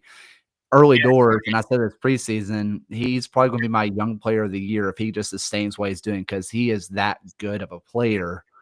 And that's sometimes enough for you to win matches. They have other players that can do it, but like what you got against Orange County, they played well. There was a red card. It felt like they took advantage of a mistake, which Monterey Bay is good enough to do. But if you have Monterey Bay play their best game and you have New Mexico United play their best game, Monterey Bay is not winning that. They're just not. This does not necessarily feel sustainable to me. Okay. Tulsa out of the blocks. They're at 6 points, 2 wins in their first 3. Lexington. Let me get into your thoughts about Lexington out of the blocks. Middle of the pack right now. They've won 1. They've drawn 2. What do you think about Lex SC and their foray into a USL championship so far? They're hilarious. They're just frankly hilarious. They are literally on the roster limit. They keep signing players and they are forced to loan players because they just cannot stop themselves. They see a shiny new toy and they're like, "Oh, we got to have them." It's like, "Hey, by the way, you're on the roster limit." Ah, crap. Better loan somebody really fast. They are hilarious. They can out talent when you look at what they have on the pitch. They can out talent just about anybody in the USL. I think the biggest deal here is that I'm a little shocked at how fast it's come together. I don't mean the chemistry is perfect, but I thought with what you have in it, essentially an expansion side where your only player around from last year is Cameron Lancaster. Mm-hmm. You expect an expansion side to not go that well. I know they're not, but let's just, with the amount of turnover they had, they are essentially an expansion side. You look at a team like Rhode Island, Right. where you say they're a good team, they draw a billion games, but towards the end of the year, they'll figure it out. That's what I thought would happen to Lexington. It's not what's going on. If this team continues what they are doing right now, I think you're looking at a top 4 team in the West. I think the thing that you're really having to worry about now is you're having to do a Western Conference schedule while being in Lexington, Kentucky. Is that going to grind down the gears a little bit, especially with you still in the US Open Cup? You still have the Jägermeister Cup. How long will those legs hold up? But as long as it holds up, they look quality. Kaylor Hodges, at Kaylor Hodges from at the USL show, hanging out with us as he always does for the last Tuesday of every month in season, because this way we get to catch up with him and find out what's going on in the USLs and find out what he thinks about everything going on. You mentioned Wilmer Cabrera and what's going on with El Paso. What else has stood out to you? Open Cup-ish, USL Championship-ish. I mean, there have been some thumpings going on by some teams that are not USL-based, 2 teams that are USL-based, sir. Yeah, there's a lot of places to go. I just kind of want to hit really fast with League One. Yep. FC Naples is showing that they are as legit as I kind of thought they would be. Yep. They had the spine in the right places, 2 of the best center backs, one of the best midfielders, and arguably one of the best goalkeepers in the league last year. You put them all together, they can figure it out. So they are grinding teams down. They look great. Greenville Triumph look awesome. I am loving what I'm seeing out of them. Richmond Kickers are a team that are coming out hot, and I know that they don't have the results that they want, but they look like a team that I'm really believing in. Union Omaha, they have 1 match under the belt. It kind of is what it is, whatever. Yeah. I think that League One is going to be fun. Our friends down at South Georgia Tormenta, I am loving their roster construction. I said it on this very show about 3 weeks ago that Yannick Vizzini was my dark horse Golden Boot winner. He gets 2 goals in 3 minutes within his first ever start in the USL. I think that he is going to be a stud. I love what they are doing. And Charlotte is really showing out. I'm loving what Charlotte's doing. They're going with this 4-4-2, and they're really just letting Sis kind of just run everything in the midfield. And what he doesn't show up on the stats, but his impact that he has in that midfield is awesome. In the Super League, Brooklyn is falling apart. Like, they have gone 6 winless Yeah. after dominating everybody. And I think it's a little bit of everybody else has caught up to them. They're one of the teams that just kind of clicked the fastest. Everybody else has started to click, and they're a little bit on a rut. And I think those 2 things combined is kind of evening out. Meanwhile, Fort Lauderdale is awesome. They look amazing. Adam McCain is a solid striker, and Hamid for Fort Lauderdale, the better Hamid, of course, is absolutely just she's right now my MVP vote. She is incredible. And then the US Open Cup. So second round matchups, Tormenta Yep. against 4-0 on April Fool's Day. There's a joke in here somewhere. It's Crew 2 and Lex SC, Tormenta and 4-0, Messi and Friends 2 taking on the Miami FC at Chase at the Erector Set, Charlotte hosting Carolina Core, which is a whole bunch of interesting there, Monterey Bay and El Fadelito. Don't nap on El Fadelito. AV Alta and LAFC 2. Then it's Loudon, Virginia Dream, P. Hop and Hartford Athletic. Chattanooga FC is going to play, as they refer to it, the team from East Ridge with the red. I've already bought my ticket, and I'm hoping to get a media pass. If there's anybody from Chattanooga FC listening to this, please accept my media credential because I'm already going. I have to see it. Spicy. Greenville and 1 Knox, FC Naples, Little Rock Rangers, who came out with a surprise. Mingos and FC Tulsa, Menace and Union Omaha, Defiant, Spokane Velocity, and the former Los Dos going up against El Paso Locomotive. What say you? I want to talk about round 1 because I do think that if you're looking at these matchups, it starts and ends with the Chattanooga Derby. Mm-hmm. I think that is just the whole conversation. There is a lot of history there, a lot of bad history on the USL part. Yep. And I want to go, but I want to just see how it's going to go because even though we're part of the USL show, we're not tied to the USL, so we can say kind of whatever we want. Right. And I'm ready to see what Chattanooga FC fans do because I'm just so intrigued. But round one, I have a couple things because the big shock of the round was, of course, Little Rock Rangers versus Birmingham, where Little Rock wins 1-0 in regular time. And I said it for almost a week that I thought Little Rock was going to win that match. I thought that Birmingham was coming up on a tough test, and it was kind of proven correct. Where Little Rock, people, if you aren't keeping up with League Two, I'm not going to say fair, but like this is what I do. They only conceded 3 goals all regular season. 3. Mm-hmm. And they had a great defense. Their goalkeeper is awesome. If there was, and you're also looking at a Birmingham team who just played Lou City on Sunday because matches got delayed due to severe weather, due to tornadoes. You're looking at playing midweek with a lot of players out injured. I think it was 5 players out injured for Birmingham. And then you're going to Detroit City on Saturday. When you combine that with a team that is so good defensively that they can wear you out for 90 minutes, 120 minutes, and then make it all the way to PKs, Birmingham was on upset watch to me. Was I frustrated by the result? Of course. But if you have been paying attention to League Two, that result should have been obvious. I'm just to be honest. And my other I don't like to have fun take. I hate what the Moy Menace are doing. I hate it. And I understand that. Yeah. It's a bunch of hired guns. I get it. Not just hired guns, but like the people that earned their right into the US Open Cup getting their place taken just feels bad to me. Mhm. I know a lot of people love it because they want to see old guys on the field. I get it. If those old guys had qualified independently to the US Open Cup, I would be all in on it. But it's a bunch of college and high school kids who were the ones that earned their way into the US Open Cup and aren't getting to play in the US Open Cup. Just feels bad to me. But it's been a great showing for the US Open Cup. Not a lot of just outright blowouts. There's been a lot of good matches. There have been a lot of fun matches.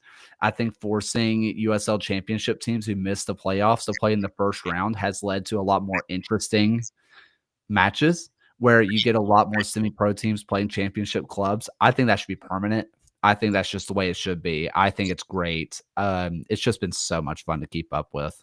All right, what else is going on at the USL show with at Kaylor Hodges with Morrissey when he's not singing depressing alt tunes and has the hair to match and all that kind of stuff? What's going on? Show tonight, 9 p.m. Eastern Standard Time, 6 p.m.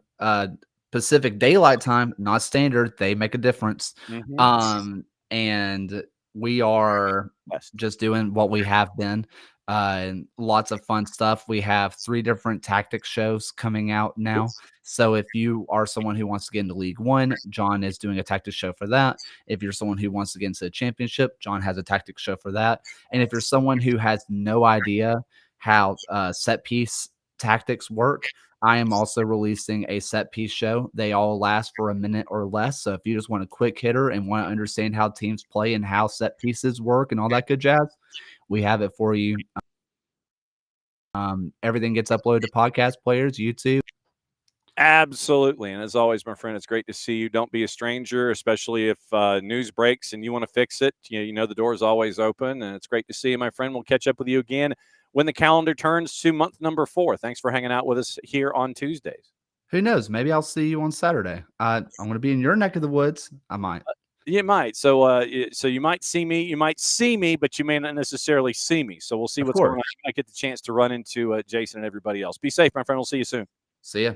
All right. There goes Kaylor Hodges. And Kaylor's going to go and maybe like work and do like work things because, you know, he gets paid to actually do an actual job having to do with making sure that the youth of tomorrow are as smart as humanly possible. All right.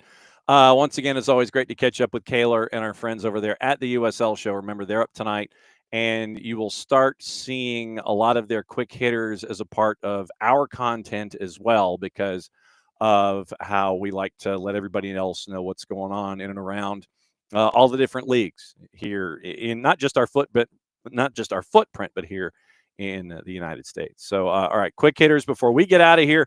Gossip, rumor, innuendo, what to watch, where to watch it, how to watch it, and we will lay it all out for you thusly. Now, we mentioned Trent Alexander-Arnold. He's agreed to terms with Real Madrid, and it's a 5-year deal, and it's on a free. Started off with our friends at Sky Sports Switzerland, and it is gone from there. They're also keeping tabs, meaning Real, on Nico Williams, who has a 62 million euro release clause in case Vinicius Jr.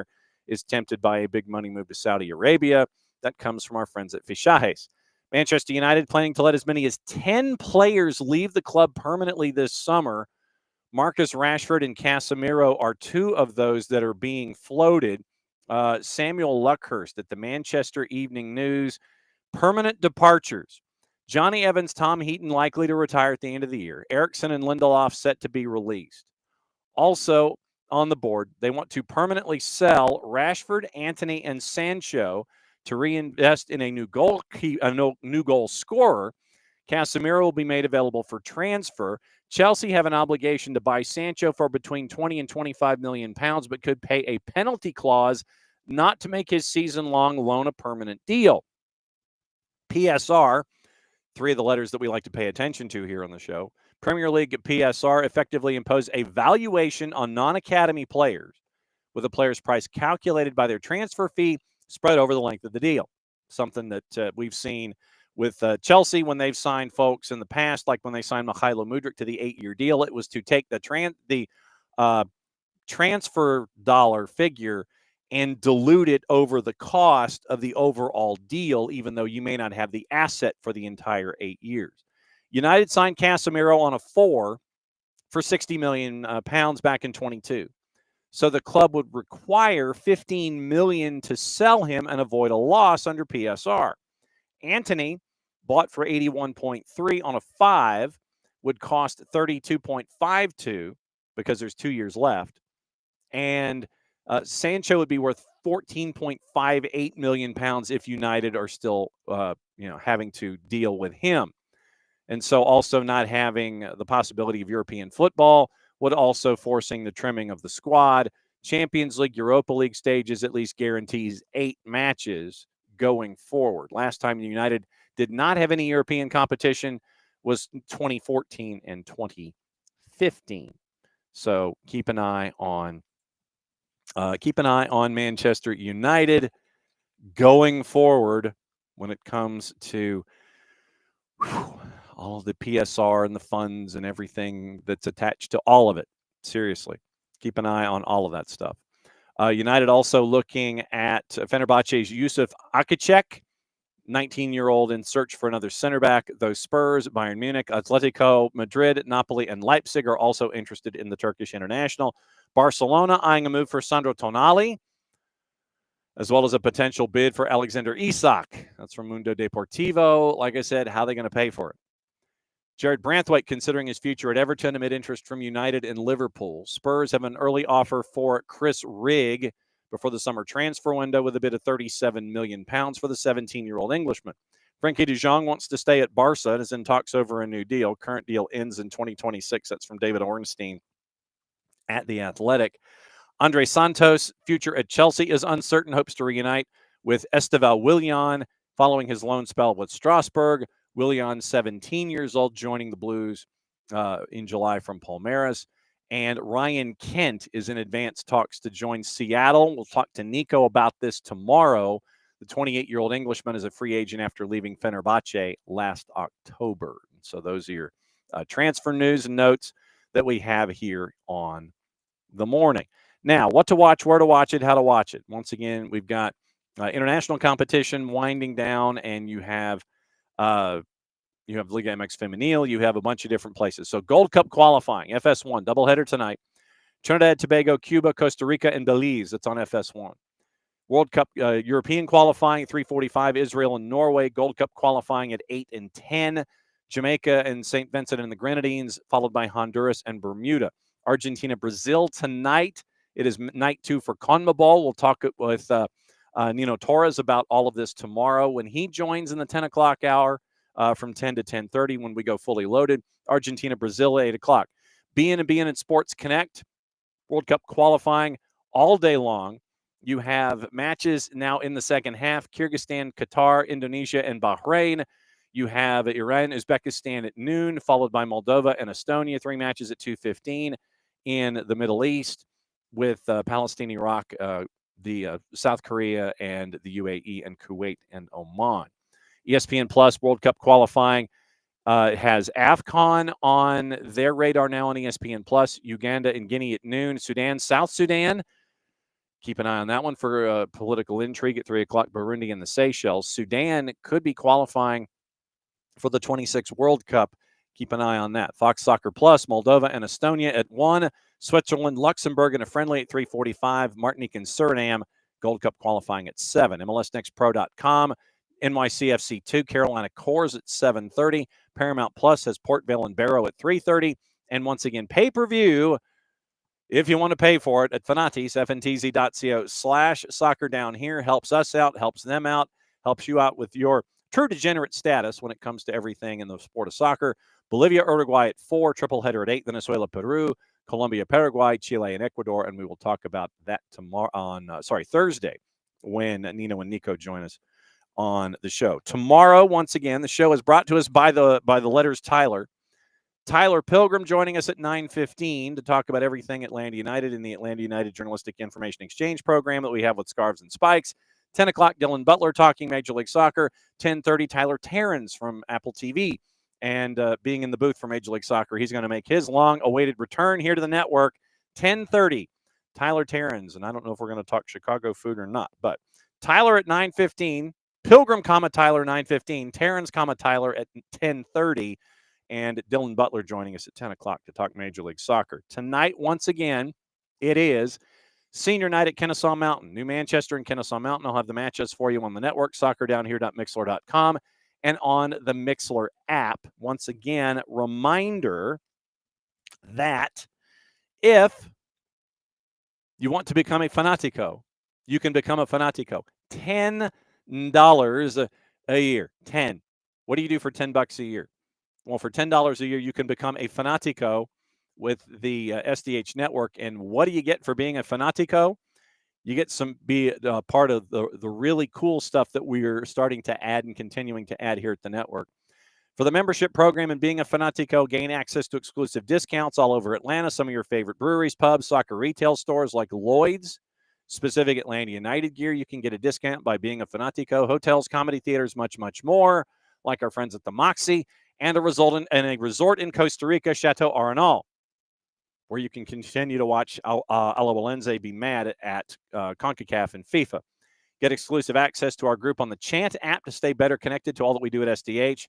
Group.chant.fan/soccerdownhere/join. Group.chant.fan/soccerdownhere/join. Be a Fanatico, $10 a year, and you can be a part of all that we're trying to build, because proceeds go and help out our 2025 projects in our Soccer for Good campaign. That's a part of it too. So once again, you can be a part of everything and being a Fanatico there as well. So tonight, once again, New Manchester, Kennesaw Mountain Senior Night. That's going to be on soccerdownhere.mixler.com, on the Mixler MIXLR app.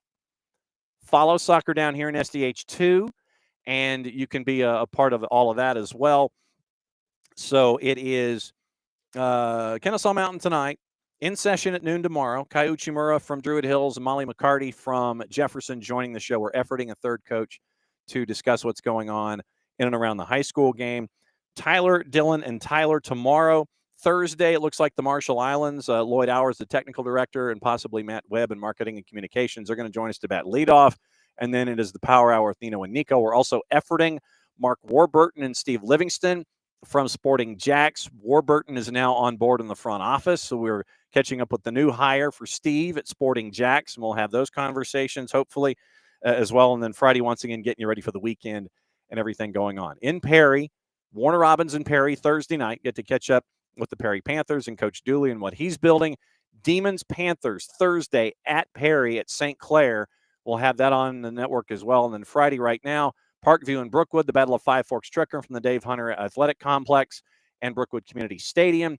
Efforting a second game on SDH2. I've got to take a phone call after we end the show this morning so we can see if we can do the matchups that we're hunting for. And if we can do that, then we'll let you know about that. Where on Friday, you'll have SDH1 and SDH2 hopefully up and running, and we can break everything down. So as always, once again, thanks to all of you for being a part of what we do here on a daily basis. Definitely couldn't do it without you. And thanks again to Kaylor Hodges at the USL show for all the work that they do. USL show tonight on their social media, at the USL show on social media, at Kaylor Hodges on social media as well. And yeah, if Montreal beats either Chicago on the road or Columbus on the road, next two matches, I will drink Diet Mountain Dew on the air. I'm not kidding. I will do that.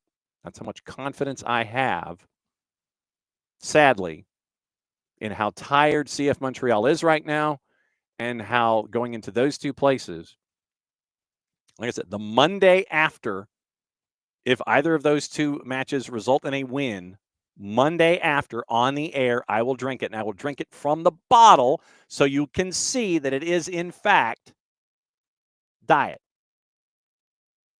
So that way I'm not hiding it from you, putting it in a cup like I do traditionally with the regular. I will drink unleaded on the show if Montreal wins either match in Chicago or Columbus next 2 weeks. I see them starting out of the block 0-7. I see Joey Saputo becoming that much more angry. Very, very angry. But I don't anticipate a whole lot changing in Montreal. And especially since you fired your manager for going 0-5, for having all 5 matches on the road and being tired from all the travel.